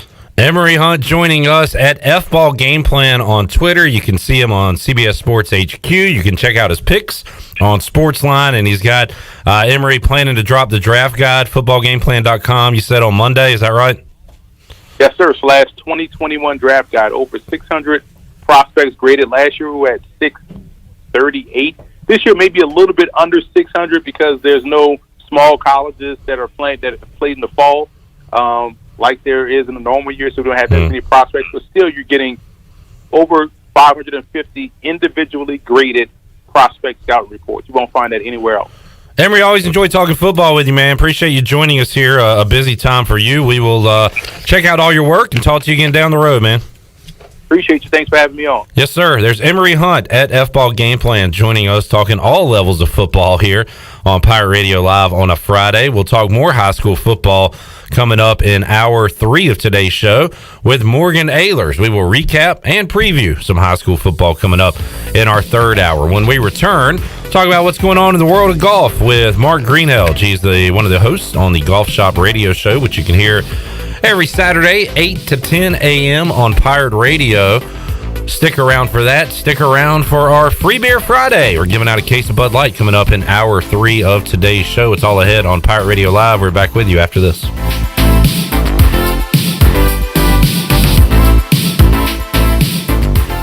In a world of fake profiles, fake tans, and fake flavors, naturally flavored Michelob Ultra Organic Seltzer strives for realness.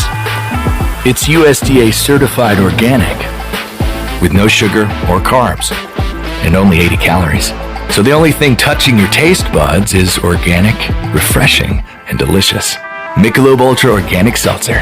As real as it tastes. Enjoy responsibly. Not a low-calorie food. Anheuser-Busch Michelob Ultra Organic Seltzer. IRC Beer. St. Louis, Missouri 63118.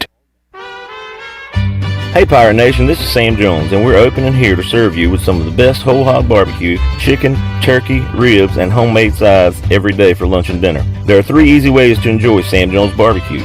Swing by our drive-thru window or try one of our 2 curbside takeout options by calling in your order at 689-6997 or ordering online at samjonesbbq.com. We love Eastern North Carolina, and we invite you to come by and enjoy some great tasting Sam Jones barbecue today.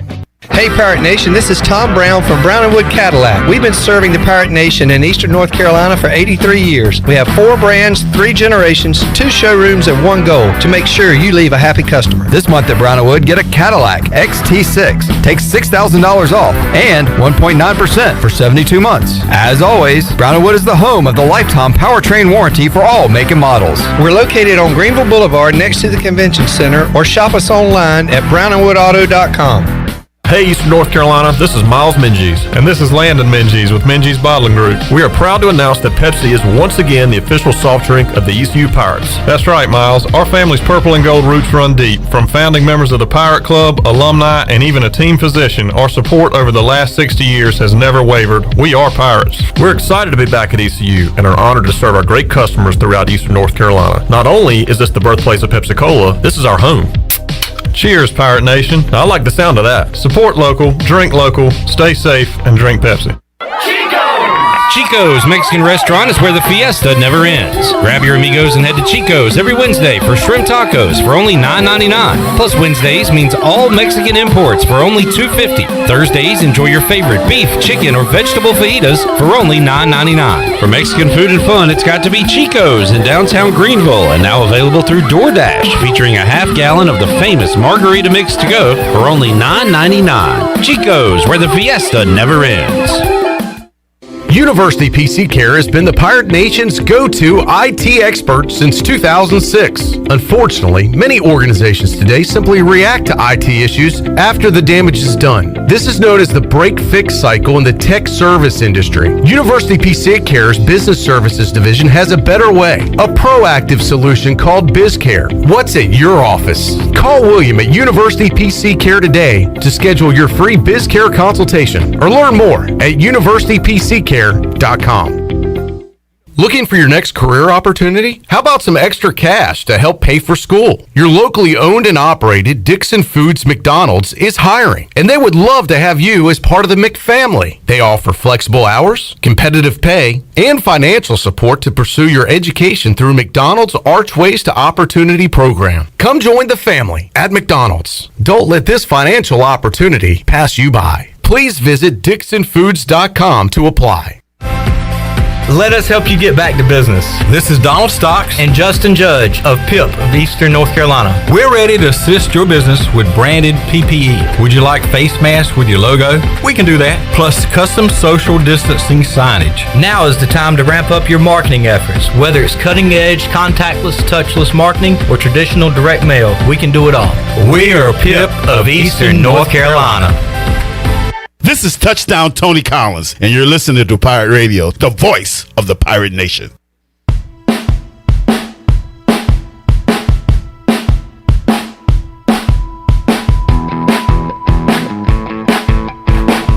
You're listening to Hour 2 of Pirate Radio Live. Now, back to the show. Welcome back. Have you heard the news? American Airlines is back and has resumed service to Pitt Greenville Airport. Reservations are available now at AA.com.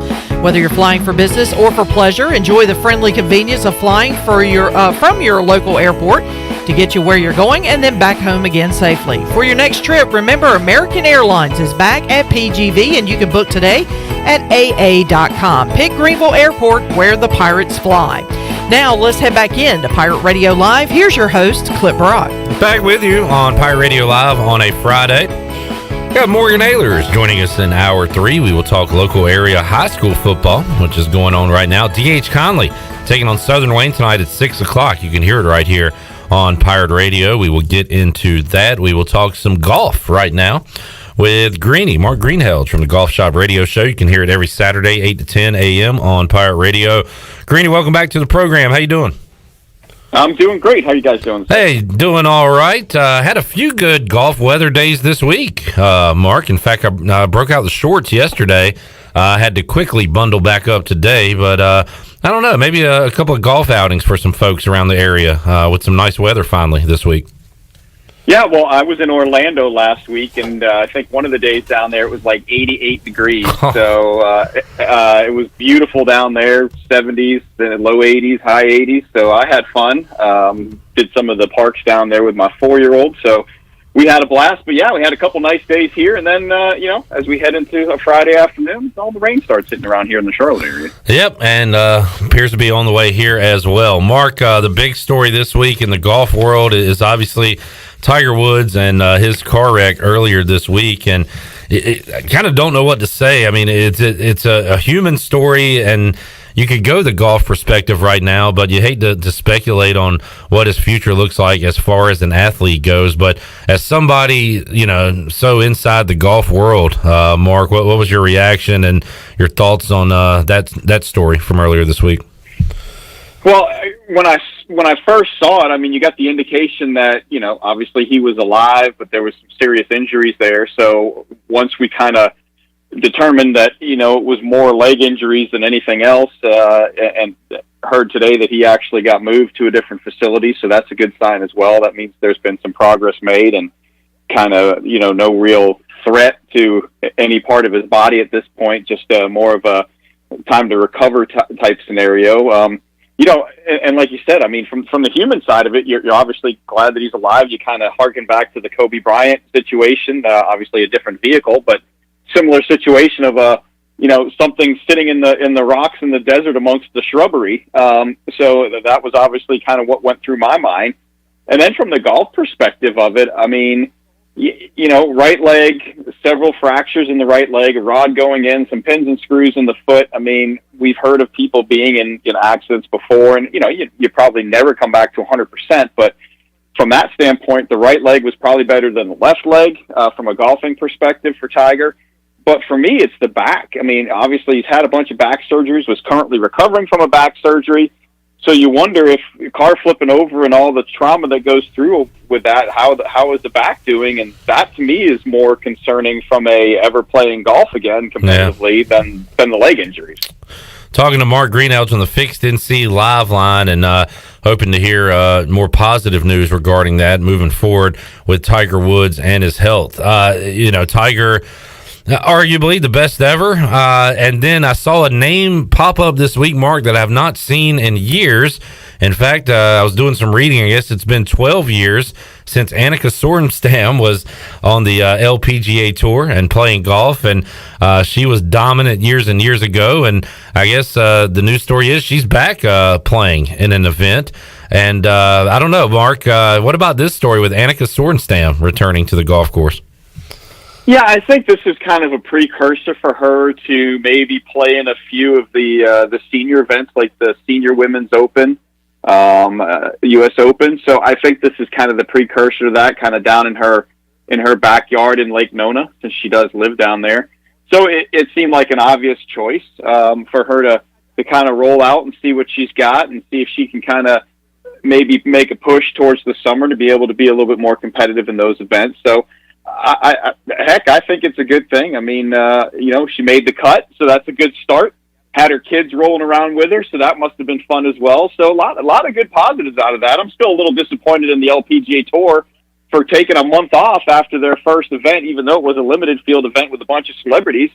I'm of the opinion you're kind of out of sight, out of mind. So it's good that they get back, amongst the tours and playing again, but it's also good that you have a story like that kind of brings a little bit more attention to your tour. So good on several fronts. Got some events going on the other side of things, and a name was brought up earlier. Mike Mullis was joining us and said that Will McKenzie was playing in Puerto Rico. He's a Greenville, North Carolina native, Mark, and I know you at least know the name Will McKenzie. I hadn't heard his name in a while, actually, and he's +3 in the event that he was playing. So not playing his best round of golf ever, but nice to hear his name back out there anyway. What do you know or remember about Will McKenzie, the Greenville native, when it comes to golf? Well, he's kind of another guy that's been nowhere to be found lately. So, he's Puerto Rico is a great opportunity if you can make the cut. Obviously, he didn't. Boy, the wind was whipping there today. So if you didn't have your ball control working today and a little bit yesterday, you weren't going to make the cut. So, he's kind of one of those guys that's been a little bit of a journeyman, and every once in a while you'll see him kind of pop up on a leaderboard, and it just kind of sneaks up on you a little bit, but never had a whole lot of success out there. But it's always nice to see some guys maybe resurrect their careers in some of these alternate events. You always see it. You see the young guys that are just making their way have an opportunity to win a golf tournament, finish high, get some FedEx Cup points, maybe get a win, get the exemption. But you also see some of these veterans that have kind of been knocked down. I mean, of all people, Ian Poulter playing in Puerto Rico this week. So, you kind of get a nice mix of a field. So it's kind of fun to watch those alternate events. Been kind of the theme of the week. Some names from the past popping up in the golf world. Talking to Mark Greenheld's joining us on the Fixed NC Live Line. Got the Golf Shop Radio Show coming your way Saturday, 8 to 10 a.m. on Pirate Radio. Greenie, what kind of show you guys got planned for this week? Well, we're going to talk to Golf Channel's Rex Hoggard. Obviously, we'll talk a little bit more about Tiger and kind of the state of the game right now all around the world. We've got most of our tours are either in progress or getting ready to start up. Corn Ferry Tour, also the Symetra Tour getting ready to roll back out. So everybody getting a little bit busy. The European Tour's had a few weeks off, so we'll kind of get a state of the game. We'll also talk to our friend Bill Bender of the Sporting News, maybe talk a little NFL, maybe some college basketball and baseball that's getting ready to start kicking off. And then we're going to go down to back down to Orlando, where I was last week, and talk to Kevin Crawford, the head golf professional down at Bay Hill, and preview the Arnold Palmer Invitational, which for me that's kind of always the event that to me really gets the season going. You get down to Florida, even though they're in Florida this week, but you get a full field down in Florida, and you get some of the big stars out there. And we kind of get things going, and we see where we are as we head into things like the Players' Championship and then on to Augusta. I remember you saying that, Mark, and I was going to bring that up, that we're getting close to Greenie's unofficial start time to the golf season. So that's exciting stuff now that they're here on the East Coast and starting to feel a little more real. Mark, thanks for your time as always, man. Have a great weekend, and we'll chat with you again on next Friday. All right, thanks a lot. We'll do it. And you can hear Greenie coming up Saturday morning, 8 to 10 a.m. right here on Pirate Radio on the Golf Shop Radio Show. Got that coming your way. Got some Conley football coming up tonight at 6 o'clock as they kick off their season. Unfortunately, Chandler Honeycutt will not be on the call for Whiteville football tonight, but hopefully here in a few weeks we'll have some highlights to run from Chandler calling the Wolfpack action for Whiteville. Should I do the broadcast and Jim Rohn? What would that sound like? Wilson at quarterback. Handoff, funny. They are a air raid offense. Like and it only goes for 2 yards. Hilarious. And then here's a touchdown call. Wilson under center. Quarterback. Handoff. 3, 2, 1. Touchdown. It's hilarious that it's a football game and there's a touchdown scored. Phenomenal. Great celebration. Took the words right out of my mouth. Wolfpack up 6-0. Just outstanding. It's got to be hard to do with all the pauses that he has. Yeah. It's impossible. He's better for baseball. Yeah. Yeah. Here's the pitch. Strike.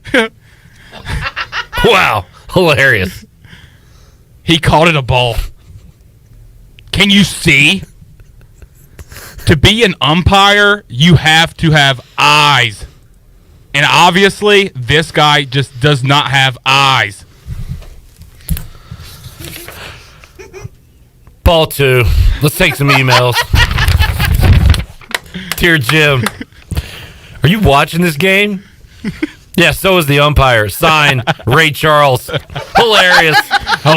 Ray Charles smack Phenomenal. in 2021. Who's behind the plate? Stevie Wonder? Oh, wait. Long drive ball. Left field. Shirley's long drive ball call is a classic. You have Holy Cow. You have It's Gone. You have I don't See believe You Later. what I just saw. All the classics, and now you have a new one. Long drive ball. Phenomenal. Absolutely ridiculous. Let's take another email. Romy, I've heard of baseball players being superstitious, but the guy that sang that song shouldn't be umping. Just talking about Stevie Wonder umping the game. Hilarious. What a reference in 2021. Fits right in. What? Helen Keller wasn't available to ump the game? Yeah. Where's Helen Keller when you need her? You clones are terrible. You're ruining the show. I'm trying to take a phone call, but we can't get one up here in the press box. Call the booth. 317-1250. You're on with Rome. Yeah, we have a fan in section 315. Let's go to Rick in section 315. Rick, you're on with Rome. Hilarious. Did you see that home run? No crap. I'm calling the game. Of course I saw it. Did you see it? In section 315? That's all you could get? You couldn't get behind the plate? Or maybe on the first base side? Instead, your budget only allows nosebleeds? Hilarious. I can't believe how much I'm cracking myself up right now. All right, let's take a break. Well, unfortunately for the listeners, if we have time to fill, that's what we're going to be doing for the foreseeable future. Welcome to Friday. So we go through like phases here. At one point in the NFL, during the NFL playoffs, it was Chandler entertaining me by doing Mike Keith calls, the Tennessee Titans announcer. Touchdown! Titans! And then he did Rick Smith. Rick Smith was a As go-to constant, for a while. Bit of a small phase with Eric Collins, the voice of the Hornets. Oh, yeah! Terry Rozier! And now it's Rome. And Phenomenal. I can't get enough of it. It tickles me. Take a time out, come back, have more for you on Pirate Radio Live here on a Friday. Back with you after this. Aristotle.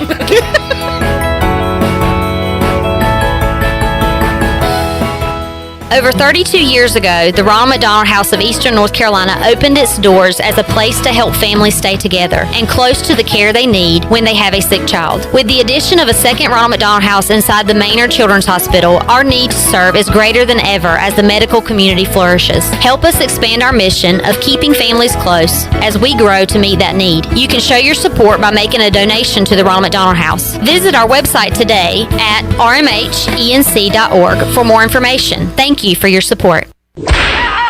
At Tiebreakers, we pride ourselves on serving big, juicy wings.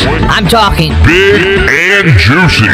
Our chickens are the same ones that kick sand in the other chickens' faces. If our chickens played football, they'd be linebackers. The competition's chickens, they'd be skinny little kickers. Trade those kickers in for linebackers. Tiebreakers is open every day at 11 a.m. Follow Tiebreakers on Facebook and Instagram for daily updates.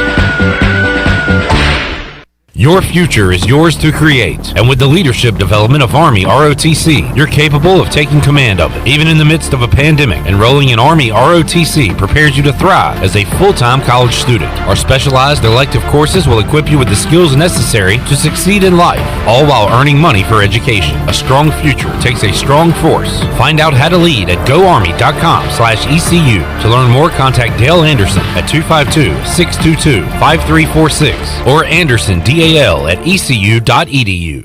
Wait up. Papa John's has a new stuffed crust. Oh, we did it. All our tweets, DMs, and carrier pigeons worked. This ain't just stuffed crust. This is Papa John's crust. Stuffed.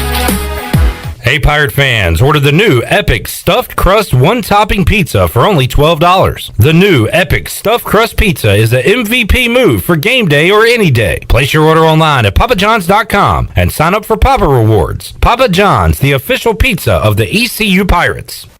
National Signing Day has come and gone, but that doesn't mean the recruiting news cycle is stopping. In fact, the Pirates still have their sights set on top targets in the transfer portal and have already turned their attention to the 2022 class. HoistTheColors.net has the latest on ECU recruiting from a football perspective, and we also cover basketball and baseball commitments like no others. Sign up now and get your first month for a single $1 to get the latest scoop on your favorite Pirate teams, along with in-depth baseball and spring football coverage in the months ahead. HoistTheColors.net. Have you ever seen those exotic aquariums like the guys do in Las Vegas on television? You ever thought about having one of these aquariums in your business? It's more affordable than you think. This is Hal Pruitt with rentafishtank.com. We can make having an aquarium in your business turnkey with no work, cleaning, or hassles for you. Rentafishtank.com creates a relaxing atmosphere and keeps children occupied. Rentafishtank.com already services many dental, pediatric, and doctor offices, plus hospitals and senior living centers. Check us out at rentafishtank.com. Hi, I'm Annalie Newhoff. And I'm Rob Campbell. And we are with CopyPro. We have been locally owned and operated here in Eastern North Carolina for almost 50 years. CopyPro is the leader in office technology. Does your business struggle with keeping printing costs low or producing professional documents? Here at CopyPro, total customer satisfaction is our #1 priority. We have a variety of solutions to help reduce your printing expenses and make your business more productive. Call us today at 1-800-682-6558 or online at copypro.net. CopyPro, we are the professional office systems people. For years, Callie Ann Phelps has been singing about Phelps Chevrolet. Phelps Chevrolet is the one for you. Low prices, service too. See the big dealer right away. Carolina's finest, Phelps Chevrolet. And you'll agree with what Skylar Phelps has to say. Nobody beats Phelps Chevrolet's prices. Nobody. The name you can depend on. Phelps Chevrolet.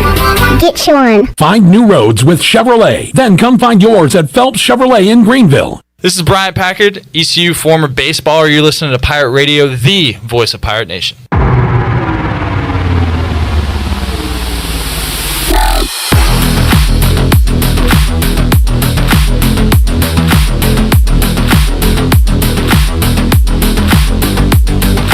You're listening to Hour 2 of Pirate Radio Live. Now, back to the show. Welcome back. Jersey Mike's is open 7 days a week for lunch and dinner. You can stop by and order in-store, or you can do it online through the Jersey Mike's app. Jersey Mike's, a sub above. And as we head back into the show clip, earlier today, there was an announcement by Fontaine Mines, who was the former inside receivers coach.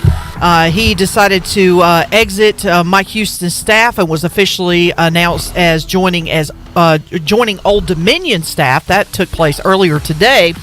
And we've got another bit of football news. Jake Kirkendall was named Director of Football Operations at ECU, according to head coach Mike Houston.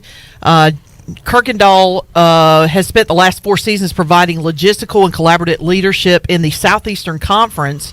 And he recently served in a similar role at Vanderbilt for the past 3 years after heading Tennessee's operational facets during the 2017 campaign. So we've got some new faces on the staff, and potentially one more new face heading our way coming up here shortly. I'm sure that they're going to have to find a replacement for Fontaine Mines. Really went from a stable off-season continuity-wise when it came to coaching to a pretty unstable one, as a lot of exits now within the program that have been filled and need to be filled by Mike Houston. So we've already interviewed a couple of new assistant coaches on the staff here on the program, and Chris Foster and Tim Doust, and we'll have another new name apparently.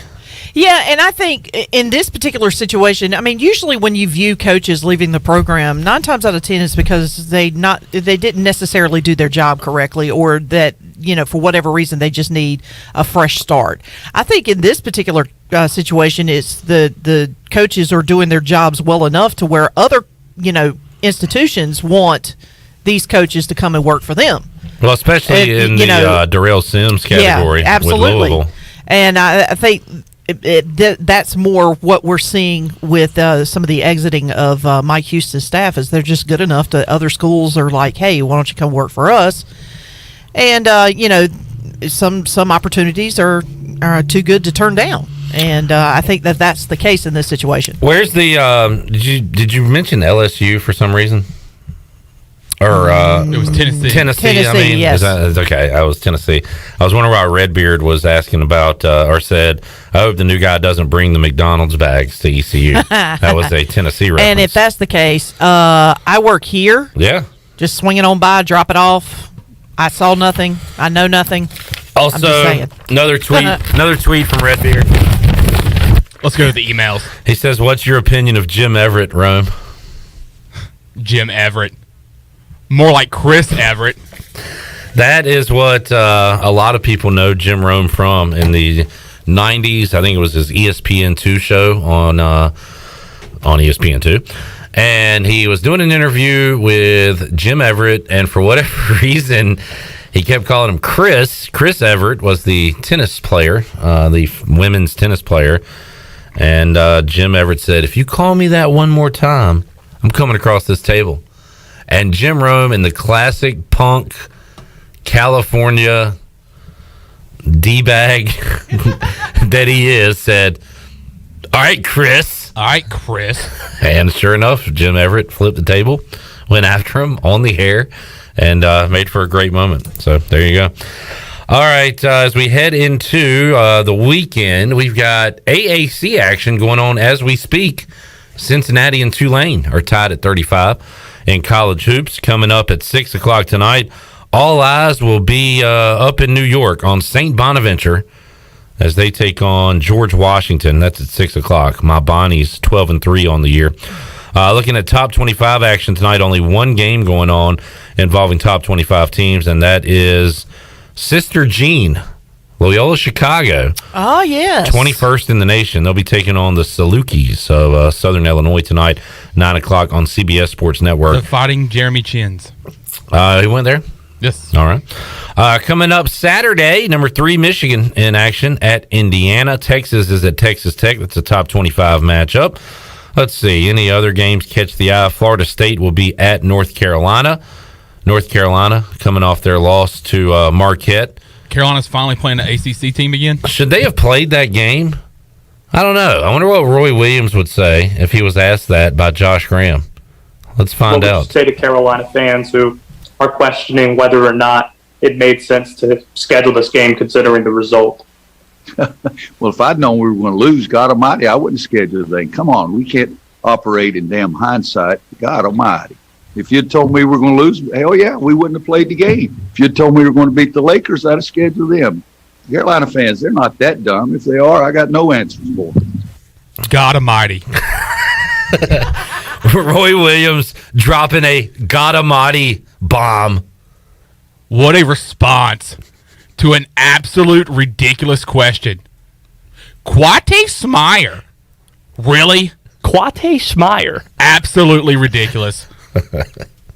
This is the same guy that talked about Quate Smyer.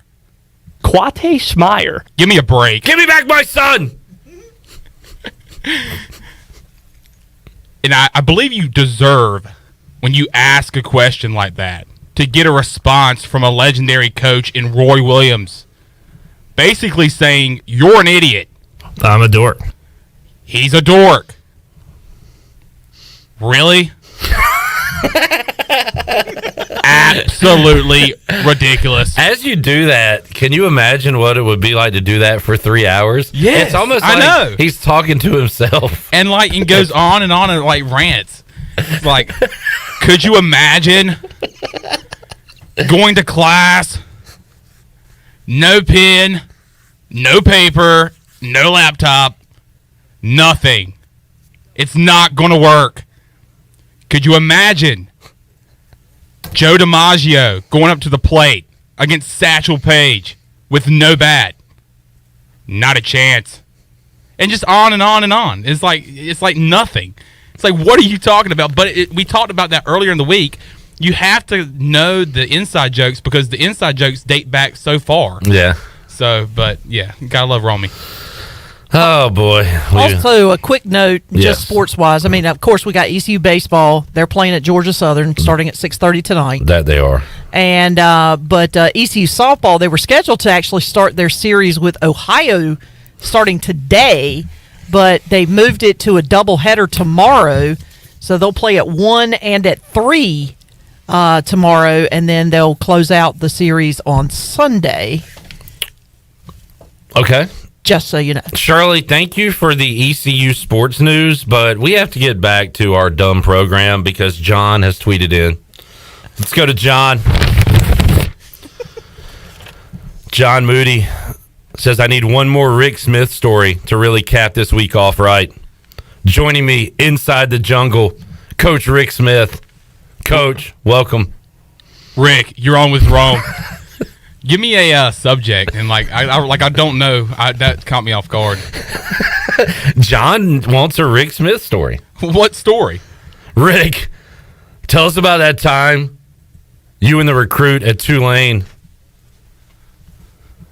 ate at McDonald's, and you bought him a hamburger and almost got in trouble.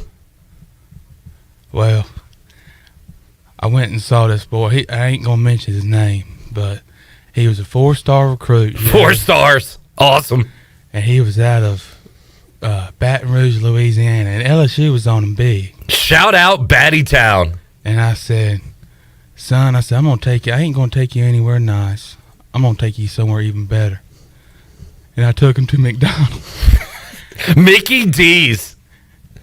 And I told him, I said, it's on me, son. What'd you play on the playground? Was Grimace there? And he wanted a Big Mac. I said, all right.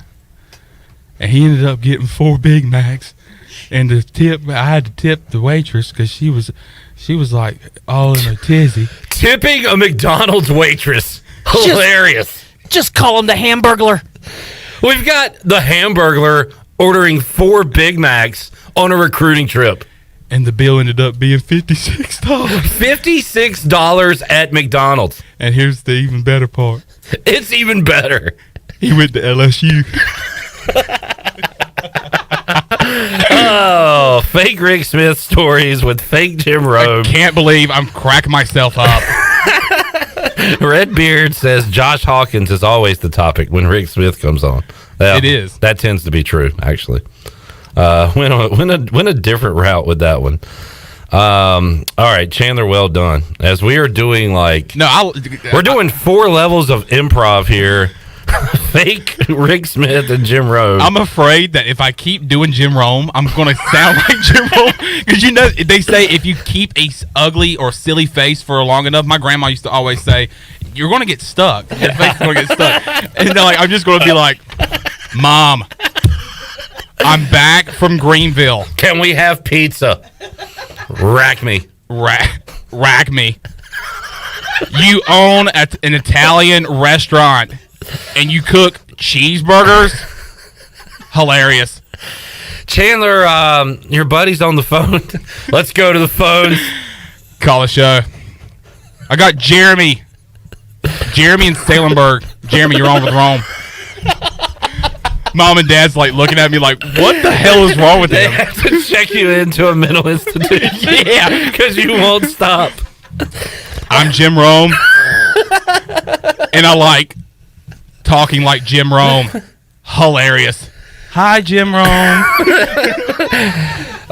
Let's go back to the tweets. ECU Pirate Nation tweets in, Chandler's Jim Rome Romy nickname should be Chandy.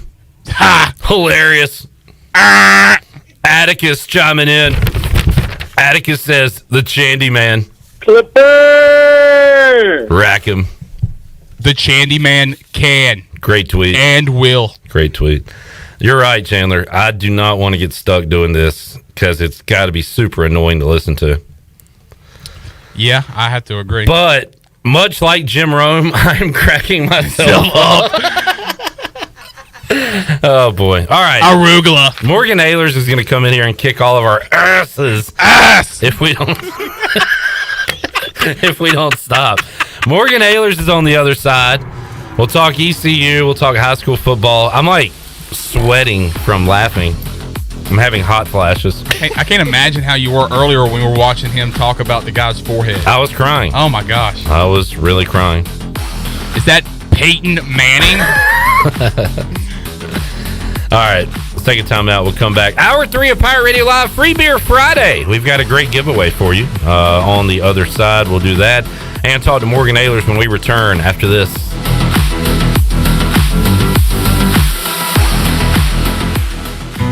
Tired of cooking at home?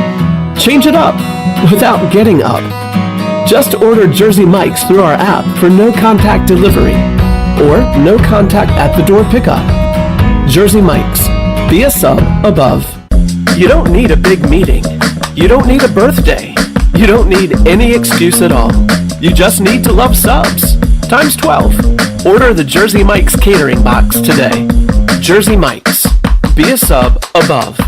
You've worked hard to start your business and are working even harder to make it successful. That's when it's most important to have a community bank and a local banker in your corner. This is Eric Clark from Select Bank and Trust. Our team of local bankers care about you, our customer, and the communities in which we all live and serve together. As the business and economic conditions of 2020 threw you many curveballs, our team at Select Bank and Trust remains steadfast in being responsive to your ever-changing needs. In 2021, choose Select Bank and Trust. Bank local, bank select, member FDIC.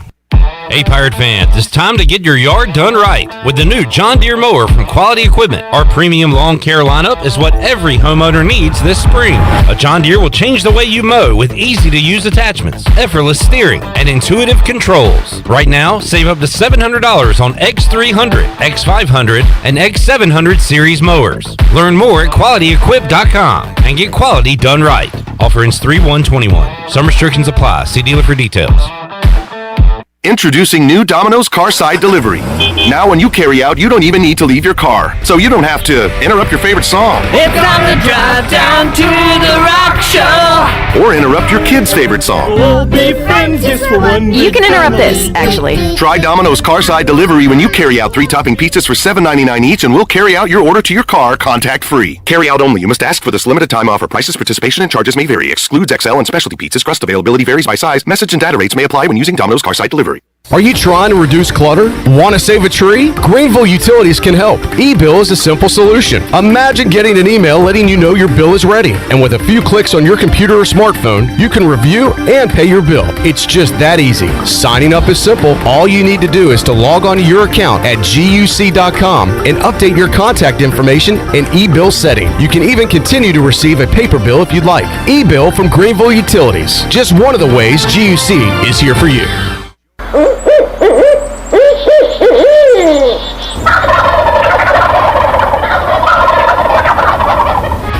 Join us for the first annual North Carolina Strut Masters Championship on Saturday, April 10th. Presented by Crescent Tools. Brought to you by Mountain Dew, Yeti, Sam Jones Barbecue, Spring Hill Outfitters, and Nomad. Compete against some of the best turkey hunters in the country, like Michael Waddell, Hal Schaefer, and Nate Hosey. Live performances by Nate Hosey and much, much more. Registration now open for 2-man teams at ncstrutmasters.com. Teams with the top scoring birds will win big cash prizes, up to $15,000. The tournament is open to residents and non-residents that have access to hunt properties in North Carolina. Deadline to register is March 31st. Weigh-in is at R.A. Woods Farms, 39 Vanderford Thomas Road in Farmville, North Carolina. We'll see you there.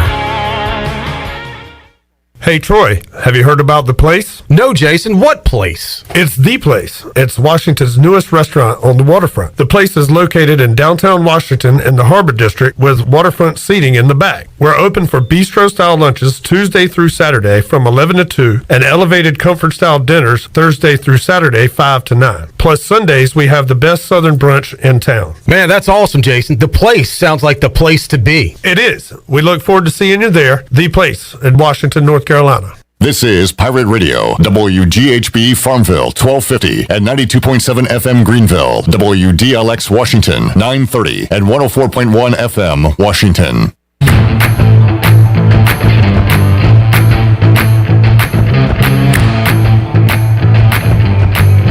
You're listening to Hour 3 of Pirate Radio Live. This hour of PRL is brought to you by Bud Light, reminding pirate fans to stay in the game and drink responsibly.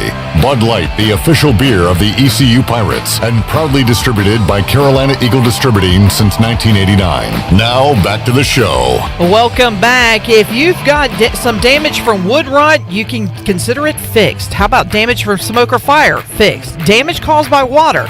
Fixed. If you've got damage, use a contractor that works for you and not your insurance company. Visit fixednc.com today or give them a call at 999-0001. That's 3 9s, 3 zeros, and a 1. Fixed NC. Restore, renew, maintain. Now let's head back into Pirate Radio Live. Here's your host, Clip Rock. All right, back with you on Pirate Radio Live here, hour number 3. Morgan Ahlers joining me. Morgan, thank you for sticking around through the last segment. I really didn't want to. I know. I saw you leaning to the door. Good. You do a good gym roll. I'm going to hand that to you. Better than the other guy that you did that time I was in here. Thanks, I guess. What a slap to the face. We've got to stop doing this eventually. I know. But we can't right now because we do have to go to the tweets. Chandler, you have more tweets? You have a couple of tweets you need to read. Gosh. As Jim Rome. My throat's getting scratchy. We've got one from Troy D and one from Redbeard. Let's hear it. You want me to read them? Sure. Hilarious. Jim Rome is here and won't read his own tweets. Phenomenal. Troy D tweets in. Troy, you're on with Rome. This is the best show of the week. Chandler, Clip, Shirley, as Rome would say, it's hilarious. Save some impressions for me on Monday at 5 o'clock. Can I have a beer? Morgan Ahlers cracking a beer live on the air. Or water. Hey, Troy. Have you got your hat? Ridiculous. Speaking of that, Redbeard. Troy, waiting on a flat brim hat. Cheap ass! Cheap ass! All right, Morgan, I'm sorry. It's knowing how much Morgan hates this. Where it is, a first down. Pirates. Arg. Rack him.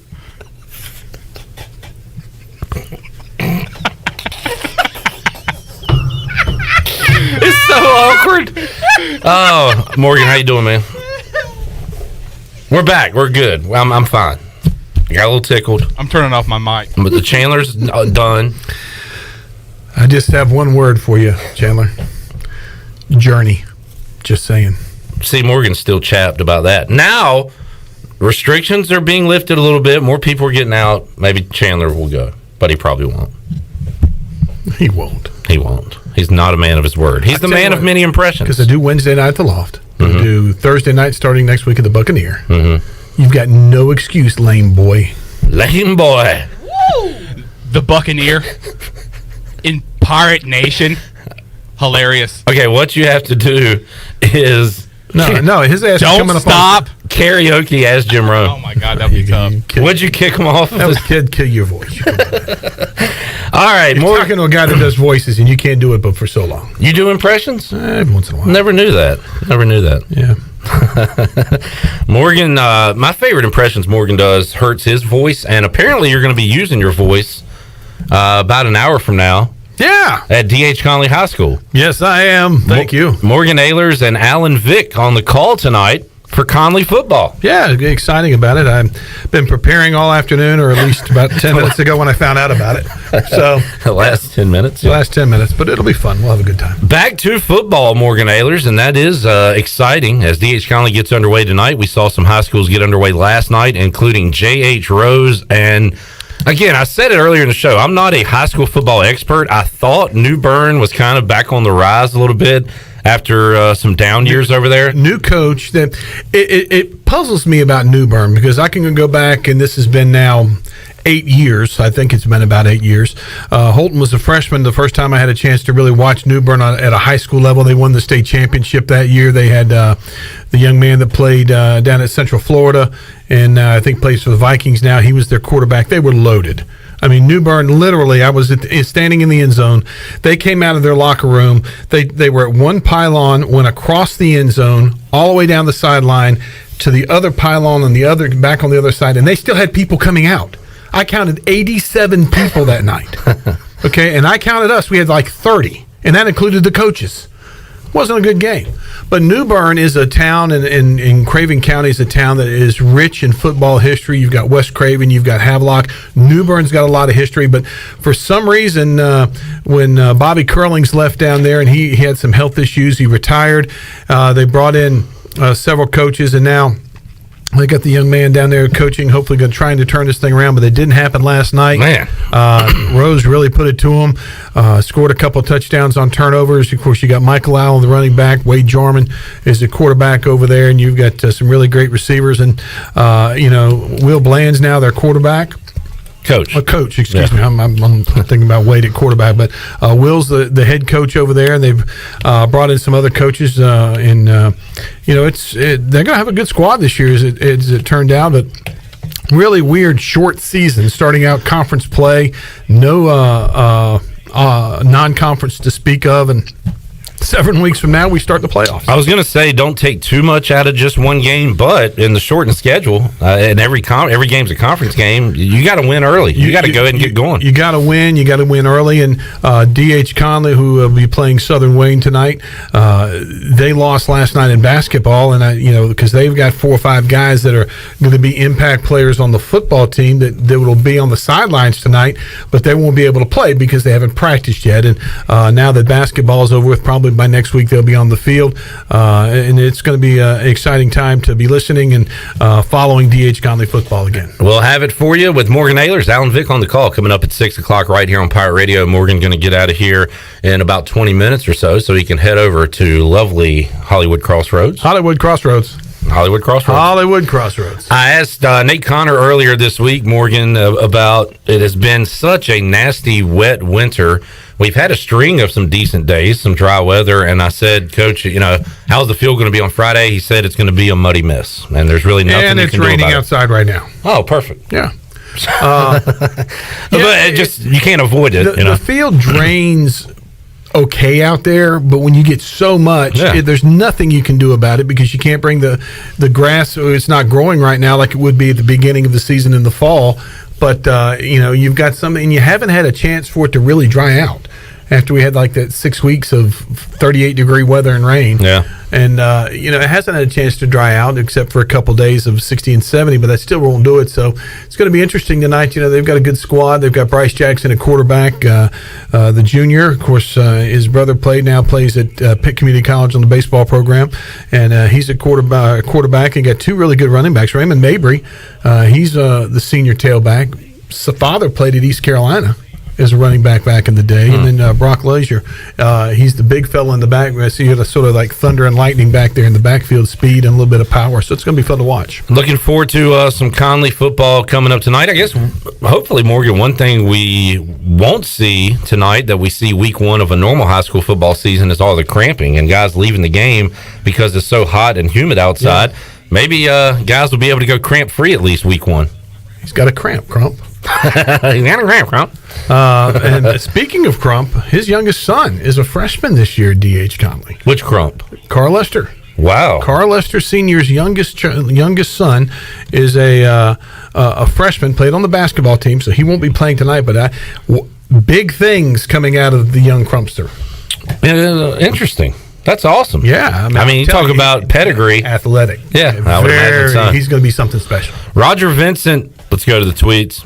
Okay, I'm not going to do that. Big Raj and I went to high school together. Well, he wants to know where the South Central love is, Morgan. The South Central love. Yes. Let's throw Andy to some love. No, they put it on last night. I think they were playing Eastern Wayne, if I'm not. Was that who they played last week? Last night, I think that's who they played. Really put it to them, and congratulations, Roger. You know I love you. I'm going to give you my Roger Vincent. Do you know Roger? You know who I'm talking about? I just Roger know him used to via coach Twitter. And, they played CBA Cup. CBA 46-7. Right, yeah. But Rogers, well, I can't say that. No, I'm not going to do that to you, Roger, that I'm not going to insinuate that you eat grasshoppers and, things that come out your nose and all that kind of stuff. This is Roger Sr.'s son talking to you right now. Was it Roger Sr.'s son? Well, your dad ate boogers when he played football. Wow. Okay. Let your dad know. So thank you for chiming in, Roger. So we give South Central a little There's love. Your love. Tell your dad hello. Great football in Pitt County, Morgan. And we saw, I believe, Aiden Grifton get off to the Todd Lipe era, following Paul Cornwell over there, and aired it out a little bit. Really put it to him, and it's going to be interesting. This is the kind of year, because normally you'd have you start August 1st, you go through, you have a couple preseason games, maybe a scrimmage, a couple jamborees to get it, but you don't have any of that this year. Nate Connor said it's tough to kind of scout your opponent, without those kinds of things happening. Like you're going out there, you're looking at the film from last year. What do they got coming back? What are they missing? If the coaches changed, are they doing anything? So it's going to be an interesting couple of weeks, and hopefully by the playoffs things start to kick in. But at least they're playing football. At least the governor said you can have more fans in the stands than they were going to allow. Originally, they were going to allow like 100 people in the stands. Like the games last night weren't affected by this new ruling that went into effect this afternoon at 5 o'clock. So now we can have more people in the stands at high school events starting tonight. Yeah. So. That's great for the high schools, and going to be great for East Carolina athletics as well. Shirley, let's get a break in. We will come back. We'll have one more segment with Morgan before he gets out of here. At the end of the next segment, we'll have our big Free Beer Friday giveaway. Morgan, stay away. You got to call a game. Trust me, I could call a game on that. Probably be a whole lot more entertaining with me on about 8 16-ounce fluid ounce aluminum bottles, hops, barley, water, rice. We're talking Bud Light. Yes, your chance to win. Coming up soon. I've had a couple beers out at D.H. Conley's Stadium when I wasn't supposed to. That's a shocker. We won't talk about those stories. As we go to break, Chandler, Nick Underhill covers the Saints, New Orleans football, no.football, says, assuming the big names aren't part of the picture, I think one of the more interesting subplots right now is what the Saints would do if Carolina finds a new quarterback before they lock into someone. Ian Rappaport responded to that and said, a rare intra-division trade wouldn't shock me. I know Teddy Bridgewater and the Saints still have mutual respect. Obviously would depend on what happens with Jameis Winston, too. So you were talking about Bridgewater potentially going back to Minnesota, backing up Kirk Cousins. Right. How about Bridgewater going back to New Orleans where he had success? Yeah. Could be a possibility. A lot of interesting stuff with the quarterbacks in the NFL. There's always a possibility. Thank you, Morgan. We'll take a time out. Come back. Have more for you after this.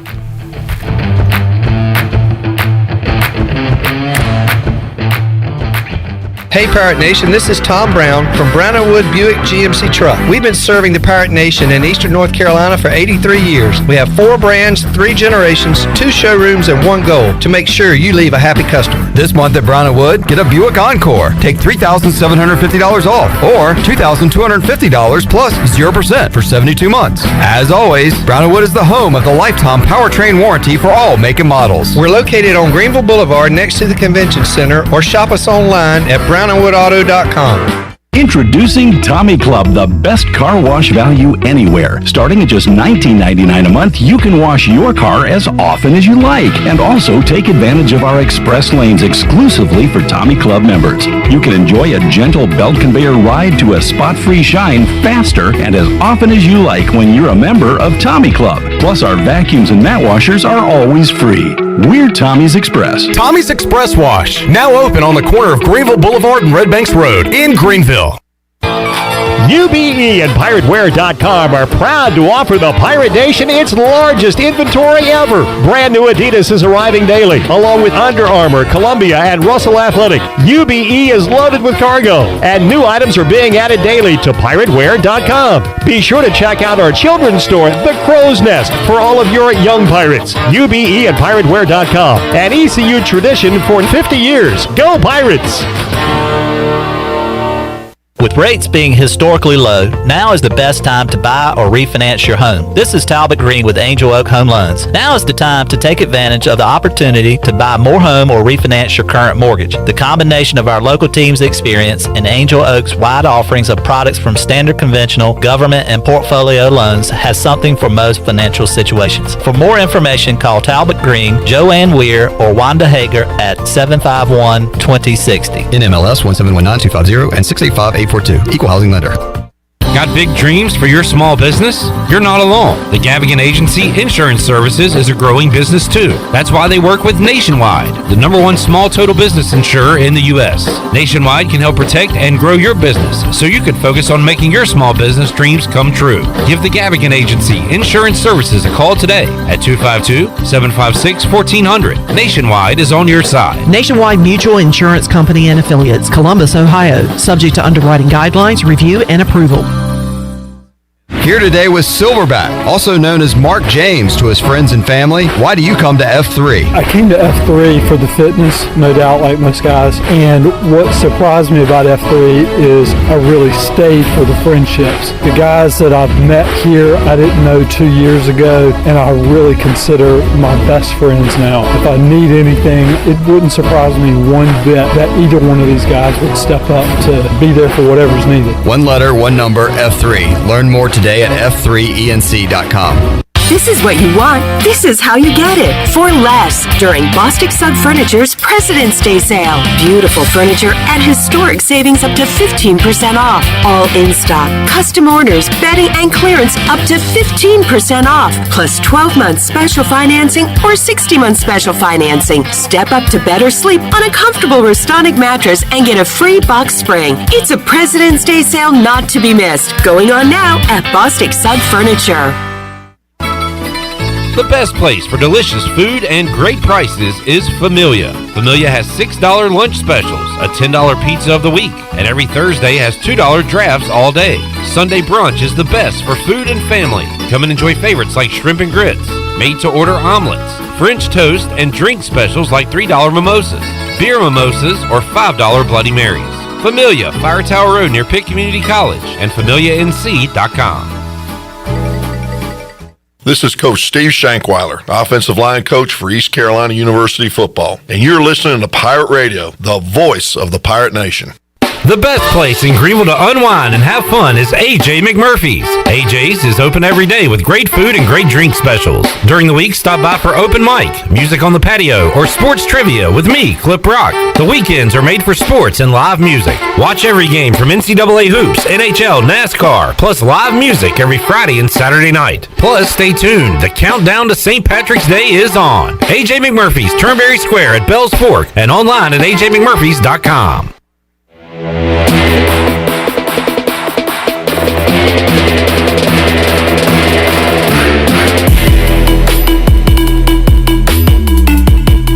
You're listening to Hour 3 of Pirate Radio Live. This hour of PRL is brought to you by Bud Light, reminding Pirate fans to stay in the game and drink responsibly. Bud Light, the official beer of the ECU Pirates, and proudly distributed by Carolina Eagle Distributing since 1989. Now, back to the show. Welcome back. You've worked hard to start your business and are working even harder to make it successful, and that's why it's important to have a bank in your corner when you need them.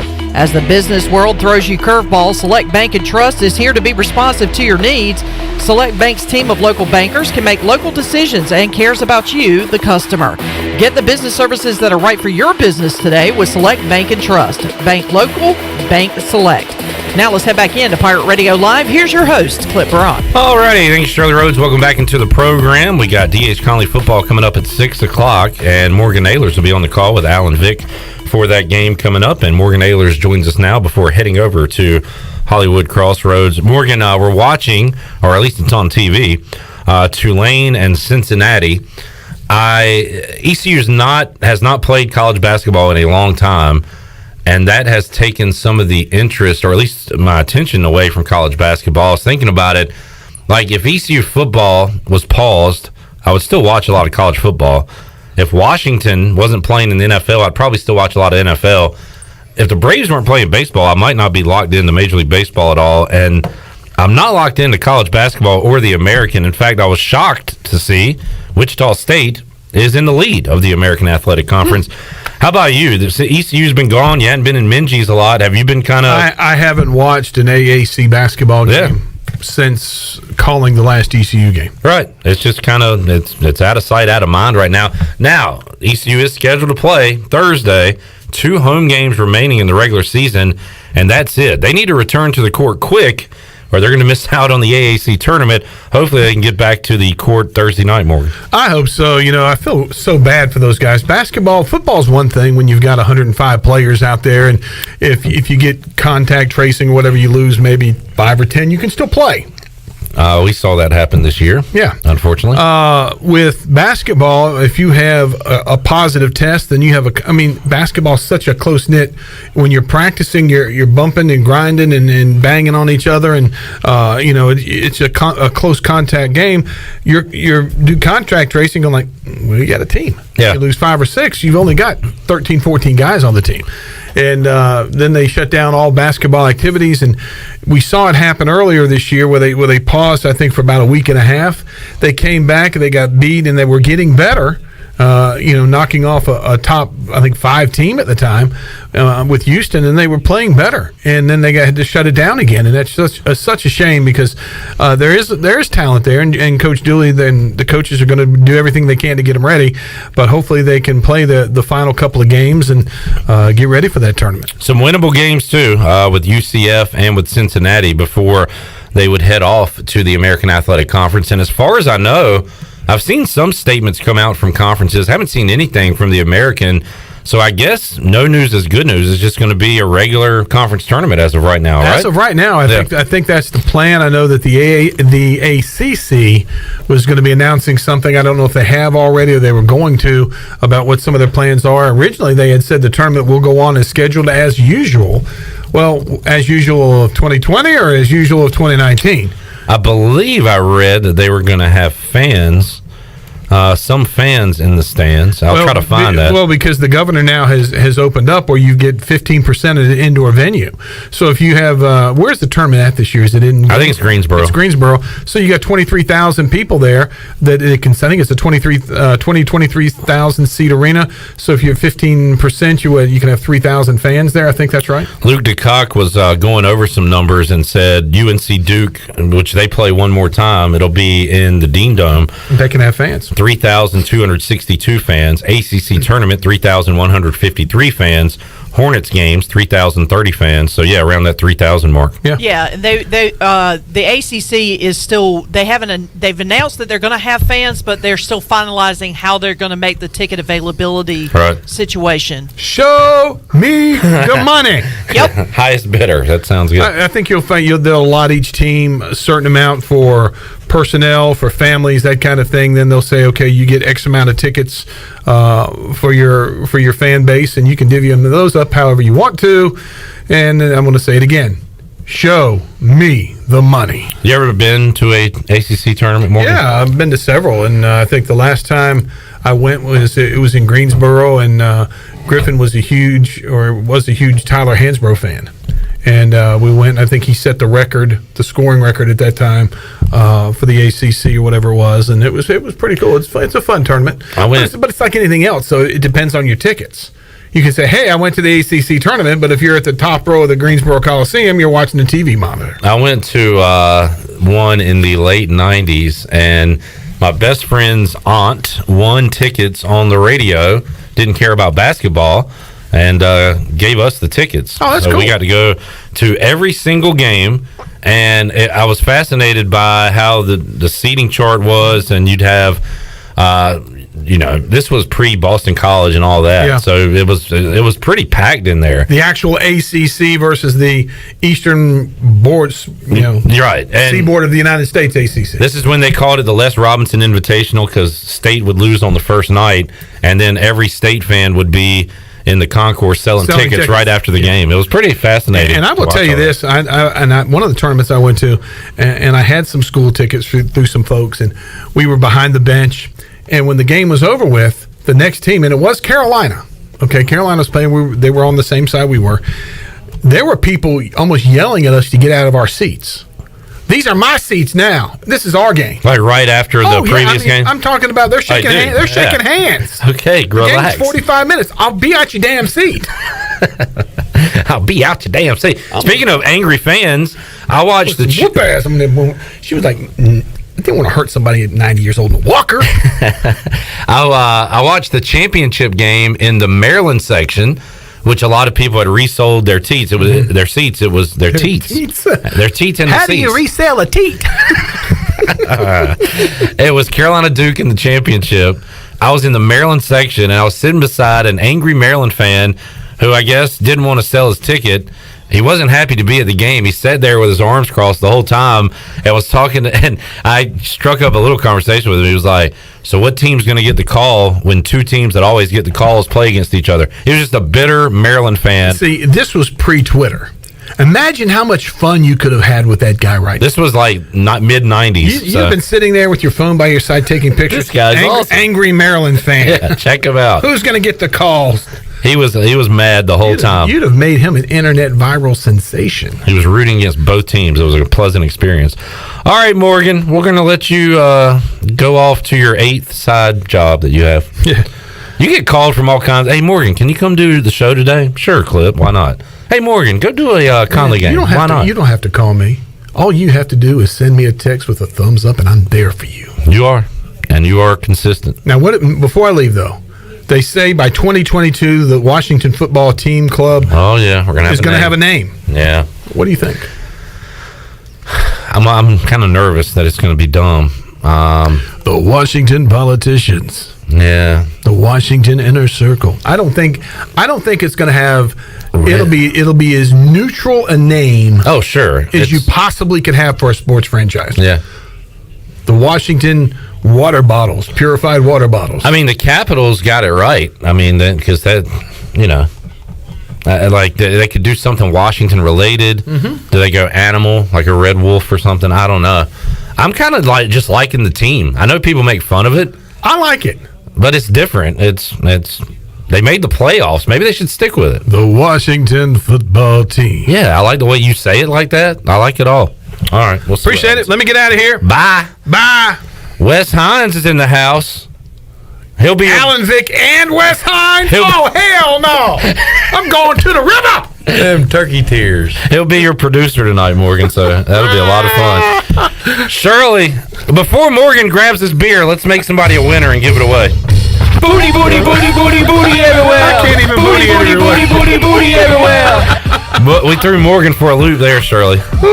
Alan Vick and Wes Hines, the dynamic duo, now making it a dynamic trio with Morgan Ahlers.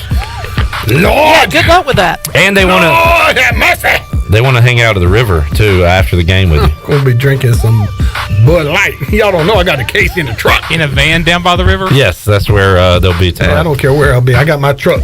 I slept in it before. I sleep in it again. 317-1250. Free Beer Friday. You got to be 21 or older. You'll get a case of Bud Light, a Bud Light hat, large 2-topping pizza from Domino's, Pirate Radio swag. It's all going to be yours if you are caller number 12. Caller 12, 317-1250. You can be a winner right now. We'll have our winner and more on Pirate Radio Live after this.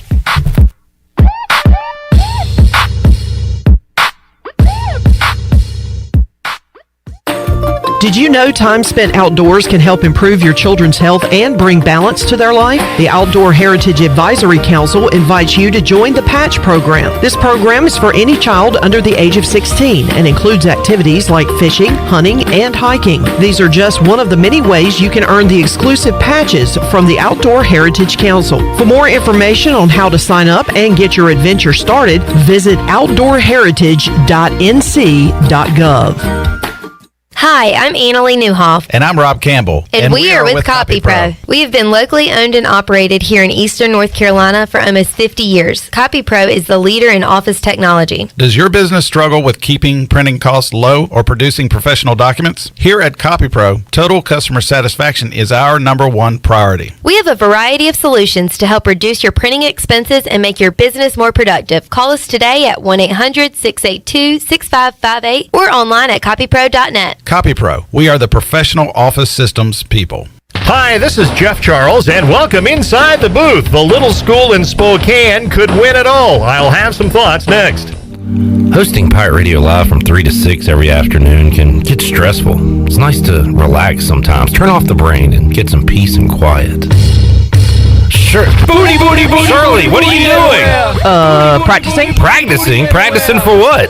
For the show. We open up the booty bag every day. Why do you need to practice? Because when it comes to the booty, I expect absolute perfection. Perfecting the booty. Okay, well, tune in to Pirate Radio Live, 3 to 6 every day. We'll open up the booty bag and make you a winner right here on Pirate Radio, the station for winners. And the booty. I get this question a lot. How has Gonzaga done it? A school with an enrollment of 7,500 in Spokane, Washington, a city of 210,000, 280 miles east of Seattle. It starts with a commitment. Gonzaga doesn't play football, so all of its resources go into basketball. You start with a loyal coach who wants to be there. Mark Few is in his 22nd season. He's the architect. He loves the program in the city and doesn't want to leave. Mike Roth is the athletics director. He's been there 21 years. Get the picture? Few and Roth work well together. They are a team. Gonzaga has benefited being in a league, the West Coast Conference, that it can win. Gonzaga has become a sexy place to play, and the international market has been very good to the Zags. Zags have been to the championship game once, 2017, and lost to the Tar Heels. This year, they just might win it all. Come on back again next time, and we'll visit inside the booth. Ahoy, mateys! To keep those cars clean, you need the Pirates Cove Fast Pass. The new Pirates Cove Car Wash and Haviland Express Lube on Glen Burnie Road in New Bern is now open. Pirates Cove in New Bern is offering Fast Passes for $9.99 for new Fast Pass customers. You can visit us in Greenville on Fire Tower Road, Memorial Drive, and on East 10th Street. And have you heard? Pirates Cove on Fire Tower Road is now offering interior cleaning. So we have you surrounded. Pirates Cove, the official car wash partner of ECU Athletics. Warren's Hot Dog Pizza, homemade lemonade. Hey, Pirate Nation, Warren's Hot Dogs, 2 locations are open for business in Greenville and Chocowinity. Both locations have drive-through windows, so stop by today for hot dogs, pizzas, subs, apple and peach turnovers, homemade lemonade, and breakfast in Chocowinity, featuring homemade cheese, ham, and chicken biscuits, plus sausage dogs and more. Warren's in Greenville, across from Ron Ayers Motorsports, and in Chocowinity, next to the fire department. Warren's Hot Dogs. Want some? Get some. Pirate Radio. Pirate Radio. Pirate Radio.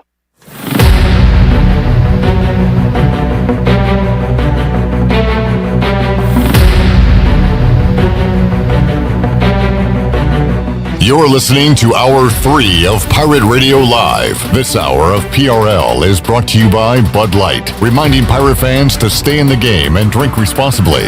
Bud Light, the official beer of the ECU Pirates, and proudly distributed by Carolina Eagle Distributing since 1989. Now, back to the show. Welcome back. Take a look at your stock market report for the week. The Dow closed down 469 points at 30,932. The NASDAQ was up 72 at 13,192, and the S&P was down 18 at 3811. That's your Wells Fargo Advisors financial report. For a personal look into investing, call Wells Fargo Advisors today at 756-6900 in Greenville. Wells Fargo Advisors, LLC, member SIPC. And congratulations to Chip Wall of Farmville. Picked up our free beer Friday, got some pizza to go along with it, and a fantastic purple and gold Bud Light hat, and all sorts of other goodies brought to you by Bud Light. It reminds Pirate fans to always stay in the game and drink responsibly. Bud Light, the official beer of the ECU Pirates, and proudly distributed by Carolina Eagle Distributing since 1989. Now, let's head back into the show. Here's your host, Clip Rock. All right, thank you, Shirley Rhodes. Welcome back into Pirate Radio Live here on a Friday. Shirley, you were talking to our winner, and I believe I overheard you talking about Farmville Central. Why, yes, we were. That reminds me, the greatest bit going on right now on Twitter is the Farmville Central Sports account. Yeah, so which I love it dearly. Tuesday night, so they're the 9 seed. They're playing off that. They were seeded weird. The girls team and boys team undefeated, correct? Correct. The boys team and girls team advanced to the state championship last year, but the games were never played. So technically a share of the state champions. They were deemed co-champions. Yeah. I'm not buying that. They're champions. So you've got a team that hasn't lost, 2 teams that haven't lost in forever. So Tuesday night, the Farmville Central girls win their basketball game by 48 points. And they said, Farmville Central upsets number 8 seed, da-da-da. Boys team wins their game by 28 points. Farmville Central boys upset, da-da-da. So that was Tuesday night. Last night, for an encore, they beat a really good team this time, South Granville. The boys did 99-81, and Farmville Central Sports tweeted, Cinderella advances to the 3rd round. Farmville Central 99, South Granville, the 1 seed, 81. So again, this team should be a 1 seed. They are the opposite of Cinderella. They are a monster, a powerhouse, but they're using the 9 seed as fuel, Shirley, to fuel them throughout these playoffs. I love it. That's what I was saying the other day. I was like, the High School Athletic Association really messed up when they made them a 9 seed because, like I said before, don't poke the bear. And this is just locker room material. This is something Larry Williford, I'm sure, is probably using, and the players are probably using. Terquavion Smith went off last night. He had 31 points in that game. He had 35 in the game prior to that. So this is a team that's on fire, and look, the women are nothing to sneeze at either. The girls' team is just as good. So, look, you want to keep poking the bear? Go right ahead. And I think, I like it. I like the swagger. I like the attitude. Because they say every year you've got something to prove. Well, what do they have to prove? They're back-to-back state champions and haven't lost a game in 2 years. I mean, come on now. It's and they have a legitimate chance to be 3-time state champions and not lose a game in 3 years. I mean, that's like UConn stats. I mean, come on now. And again, I'm not 100% sure where the championship game will be played this year, but I guess they're going to have at least a few fans in attendance. So maybe, families should be able to go see it. Hopefully, they'll be able to get some students, and for your sake, Shirley, maybe some alumni in the building. As a matter of fact, give me 1 second. Let me pull up. Because of course, the news came out earlier this week. Right, and I'm trying to find because I saw a post about it earlier today. So that's what I'm trying to pull up because they had mentioned the ticket information. So give me just a second here to see if I can. While you're looking about that, I will tell you that John Gilbert spoke earlier today, and regarding ECU baseball, the Pirates will be able to have 1,200 fans at Clark LeClaire Stadium. 150 of those fans will be allowed in the jungle. So they'll have 150 in the jungle, the remainder there in the grandstands, the seats there at Clark LeClaire Stadium. So bit by bit, more fans, more folks being allowed to attend games, and that is a positive sign. This is what I've got so far from Farmville Central Athletics as far as their playoff information. So the girls at Randleman, which is the next game, and I am assuming this is tomorrow, but I don't know for sure because it does not say the date here. Johnny Gardner says he believes they're being played in Asheboro. Okay, so this was 6 hours ago that this playoff information came up. So the girls will be playing at Randleman. The game will start at 3 o'clock, and tickets will be sold at the gate starting at $2.15 for $7. Oh boy. It's going to be some lines. Yeah. Boys at the boys will be playing at Reedsville. That game is tipping off at 7 o'clock. And they said Farmville Central will be pre-selling 75 tickets to the game. And that's coming up tonight from 5 to 8. So the ticket the selling of the tickets is actually currently underway. You have until 8 o'clock. You have to be at the football ticket booth. The tickets will be $7 as well for that game, but they are only pre-selling 75 tickets for that Reidsville game. So you can get more information on that. And then, of course, I'm assuming both the games will be streamed online, but we don't have that streaming information up yet. So it looks like only 75 tickets will be available for the boys game, which sucks. Yeah. Because I guarantee you that line, you they're sold out already. Yeah. Somebody's going to buy tickets and resell them. Those things are going to be hot. Shirley, I got a text from my friend Terrence. He's in the basketball world. He's the guy that refers to Corey Glory and I as Chicken and Waffles, our duo. He said, did Shirley play with Lisa Lang? I did not. Lisa was older than I was. Okay. I played with Lisa. I say I played, but I was in the same class as Lisa's brother, Tony. Lisa was older than I was by 2 years, I believe. All right, there's your Farmville Central alumni update. Lisa Lang is Jarvis Lang's sister, if you know who Jarvis Lang is, and anybody from Farmville does know who Jarvis Lang is. The Lang family were very athletic. There were a few of them that played multiple sports.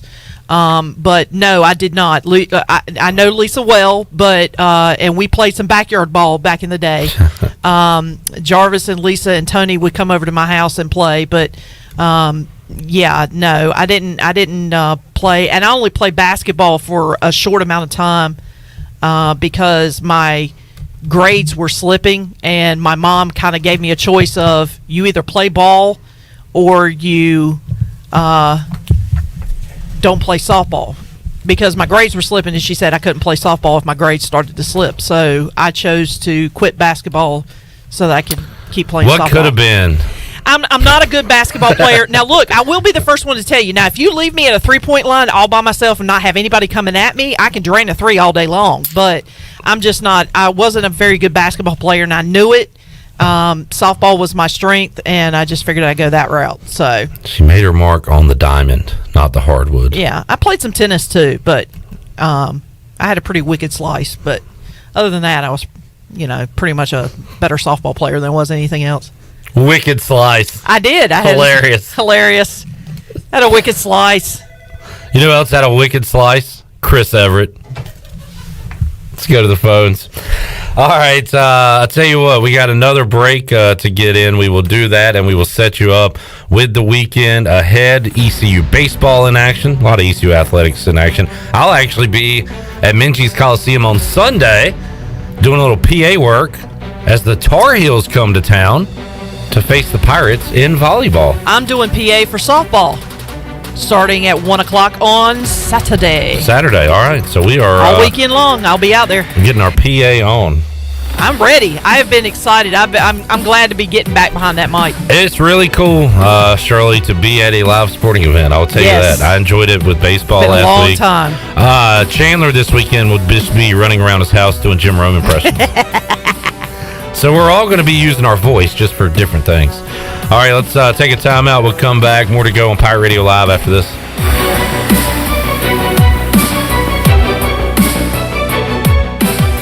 In sports, if you think joy only happens after you win, think again. Look at the world's most successful athletes like Serena Williams, Brooks Koepka, and Alex Morgan. They don't spend all their days grinding away. They take time to enjoy themselves, like getting together with friends over a Michelob Ultra, because they know that happiness is the key to winning, and that joy is the whole game, not just the end game. Michelob Ultra. 95 calories, 2.6 grams of carbs. It's only worth it if you enjoy it. Enjoy responsibly. AB Michelob Ultra Light Beer, St. Louis, Missouri. They say nothing in life is free. Well, we're here to tell you they're wrong. Because when you switch to US Cellular, you can get the Samsung Galaxy S21 5G for free with no hidden requirements. That's right, the Samsung Galaxy S21 5G has launched and you can get it for free with no hidden requirements. US Cellular. Terms and conditions apply. See store at uscellular.com for details. This is Brandon Tate, owner and operator of Atlantic Wireless, an authorized agent for US Cellular since 1997. Visit atlanticwireless.com to find the store near you. We go beyond the call. Great food, great atmosphere, and great service is Ottavola Market Cafe. Ottavola is simply a restaurant that focuses on that, being a great restaurant. There's something for everyone at Ottavola. The menu offers a variety of great choices like pastas, pizzas, sandwiches, soups, salads, and seasonal rotating selections. Lunch or dinner, Ottavola is always the right call. Call ahead and get Ottavola to go, or stop by the bar for a drink with friends. It's simple. Come and eat at Ottavola Market Cafe, Red Banks Road next to Food Lion, and OttavolaMarket.com. Ottavola, Pirates supporting Pirates.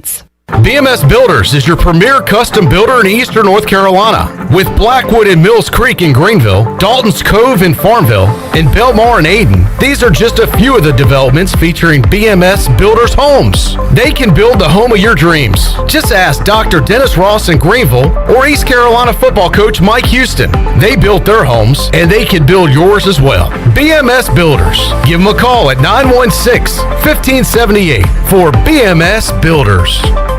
It's bow time. There's something special about the first bite of a Bojangles Cajun Filet biscuit, like an edible alarm clock that slaps you awake with bold Cajun flavor. The moment you sink your teeth into that soft, fluffy, made-from-scratch biscuit, then strike gold with a juicy piece of fried chicken, you'll know. Nothing beats the first bite, except the second first bite. Get a Cajun Filet biscuit combo for just $4.99. It's bow time. National Signing Day has come and gone, but that doesn't mean the recruiting news cycle is stopping. In fact, the Pirates still have their sights set on top targets in the transfer portal and have already turned their attention to the 2022 class. HoistTheColors.net has the latest on ECU recruiting from a football perspective, and we also cover basketball and baseball commitments like no others. Sign up now and get your first month for a single $1 to get the latest scoop on your favorite Pirate teams, along with in-depth baseball and spring football coverage in the months ahead. HoistTheColors.net. There's no better time to drive away with a quality pre-owned car, truck, or SUV from Greenville Auto World. Greenville Auto World is your authorized rough country dealer. We specialize in lift and leveling kits along with custom wheel packages. Whether you're looking for ground clearance or enhancing the appearance of your vehicle, trust our team for your off-road experience. Greenville Auto World, 3840 South Charles Boulevard across from Hardee's at Bell's Fork, or online at greenvilleautoworld.net. Hey Pirate fans, this is Coach Joe Dooley. The physicians at Orthopedics East and Sports Medicine Center have been caring for all athletes at East Carolina for more than 35 years. Whether it's treatment for your sports injury or it's time for a joint replacement, Orthopedics East provides the latest in operative and non-operative orthopedic care, physical therapy, and diagnostic testing. For experience and professional services, call the folks at Orthopedics East at 252-757-2663 or visit them online at orthoeast.com. Go Pirates! Hi, this is Phil Steele of Phil Steele's College Football Preview Magazine, and you're listening to Pirate Radio, the voice of Pirate Nation.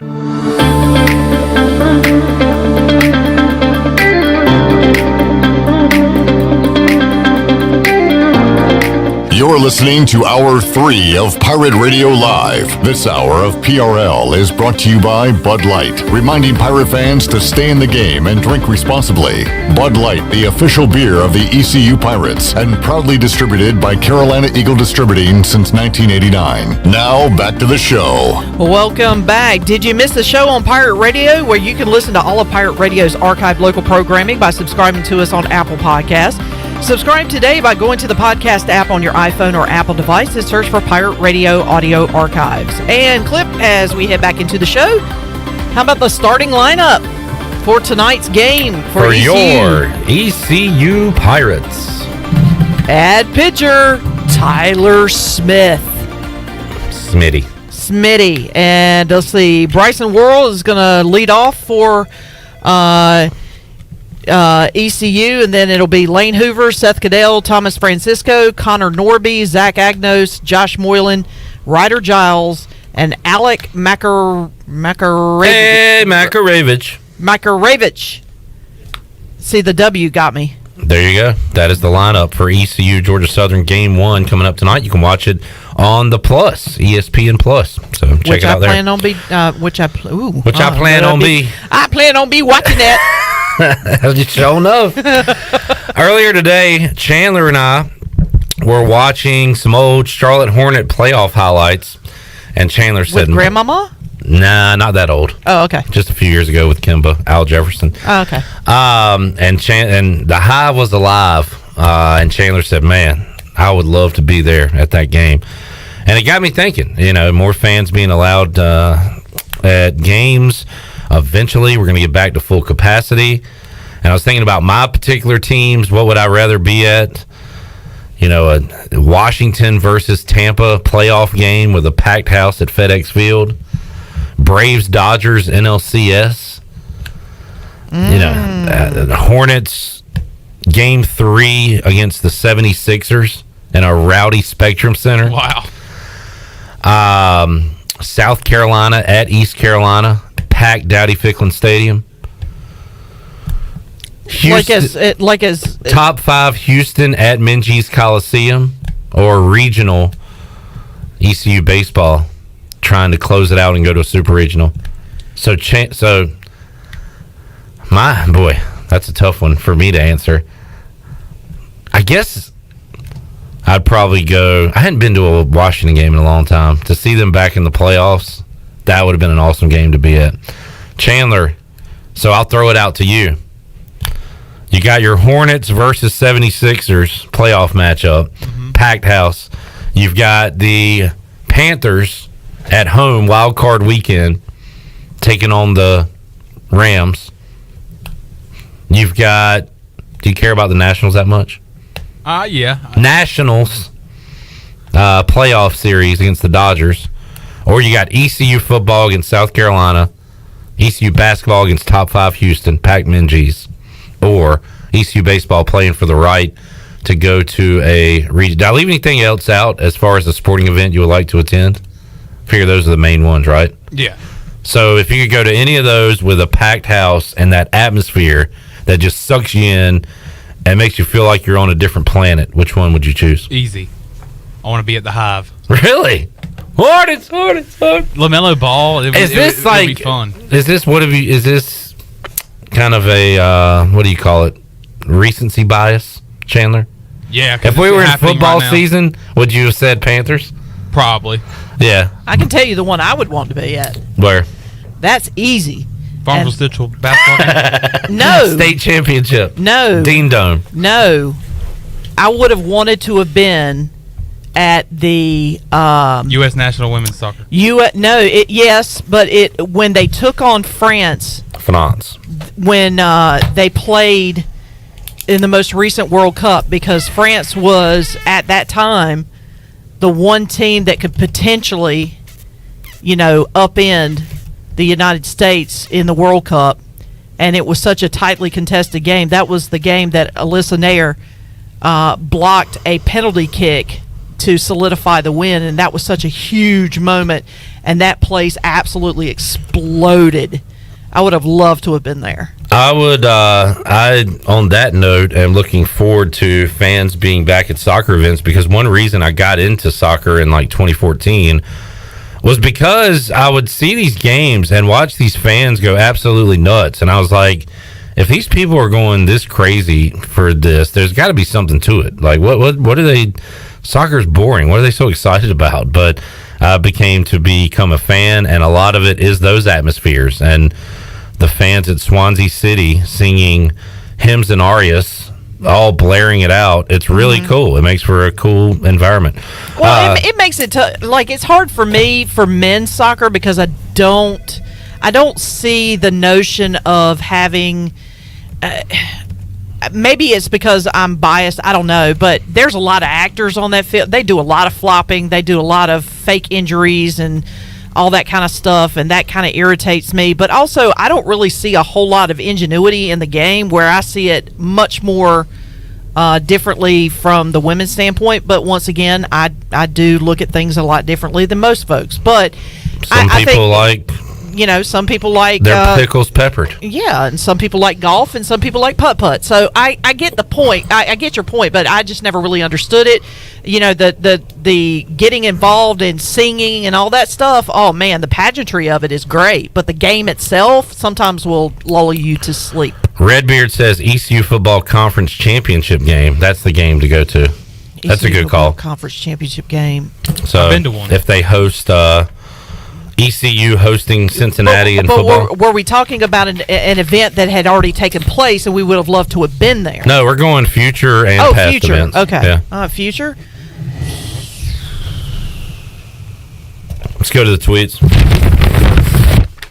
Redbeard, ECU Football Conference Championship game. That's the game to go to. National championship game. National champ. See, all right, here's one for you as we run out of time. ECU plays national championship. Chandler, let's go NFL real quick because I have a strong feeling about this. Would you rather go to Panthers, Bucks, NFC Championship at Bank of America or Panthers, Chiefs, Super Bowl? What would you rather be at? Probably.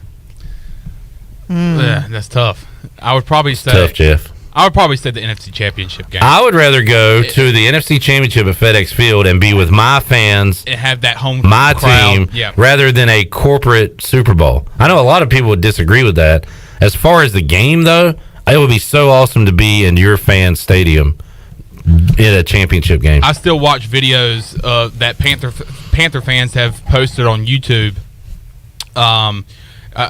In the crowd of the NFC Championship game back in 2016 against the Arizona Cardinals, and it makes it gives me chills still to this day. So, and that kind of is what boiled down my answer. Is I would rather be, like you said, be there with all of Panther Nation. That celebration, celebrating, man. And just and high-fiving people outside the stadium. So. Like it's a party. You're a big high five guy. I love high fives. You're ready to get back to that. Yeah, no, because I watch football games with you, and every time you score or we make a play, I look up and Chandler's got his hands up. Sometimes, high five, baby. Sometimes I do the no look. No look. We were high fiving quite a bit during our watch along. That was fun. We're ready for a Hornets playoff watch along. Who knows? Come on. Maybe if the time is right, ECU basketball conference tournament game watch along. There you go. Oh, could be coming up. We'll interesting. See. We'll see. All right, we got to get out to Hollywood Crossroads. DH Conley football taking on Southern Wayne tonight. Alan Vick, Morgan Ahlers on the call. Wes Hines will be here in the Pirate Radio studios. I guess there won't be a ton of scores to update. A lot of games were played last night, but if there is, Wes will have them for you. So got that and more coming up 6 o'clock. DH Conley football. We'll see you back here Monday, 3 o'clock on Pirate Radio Live. So long, everybody.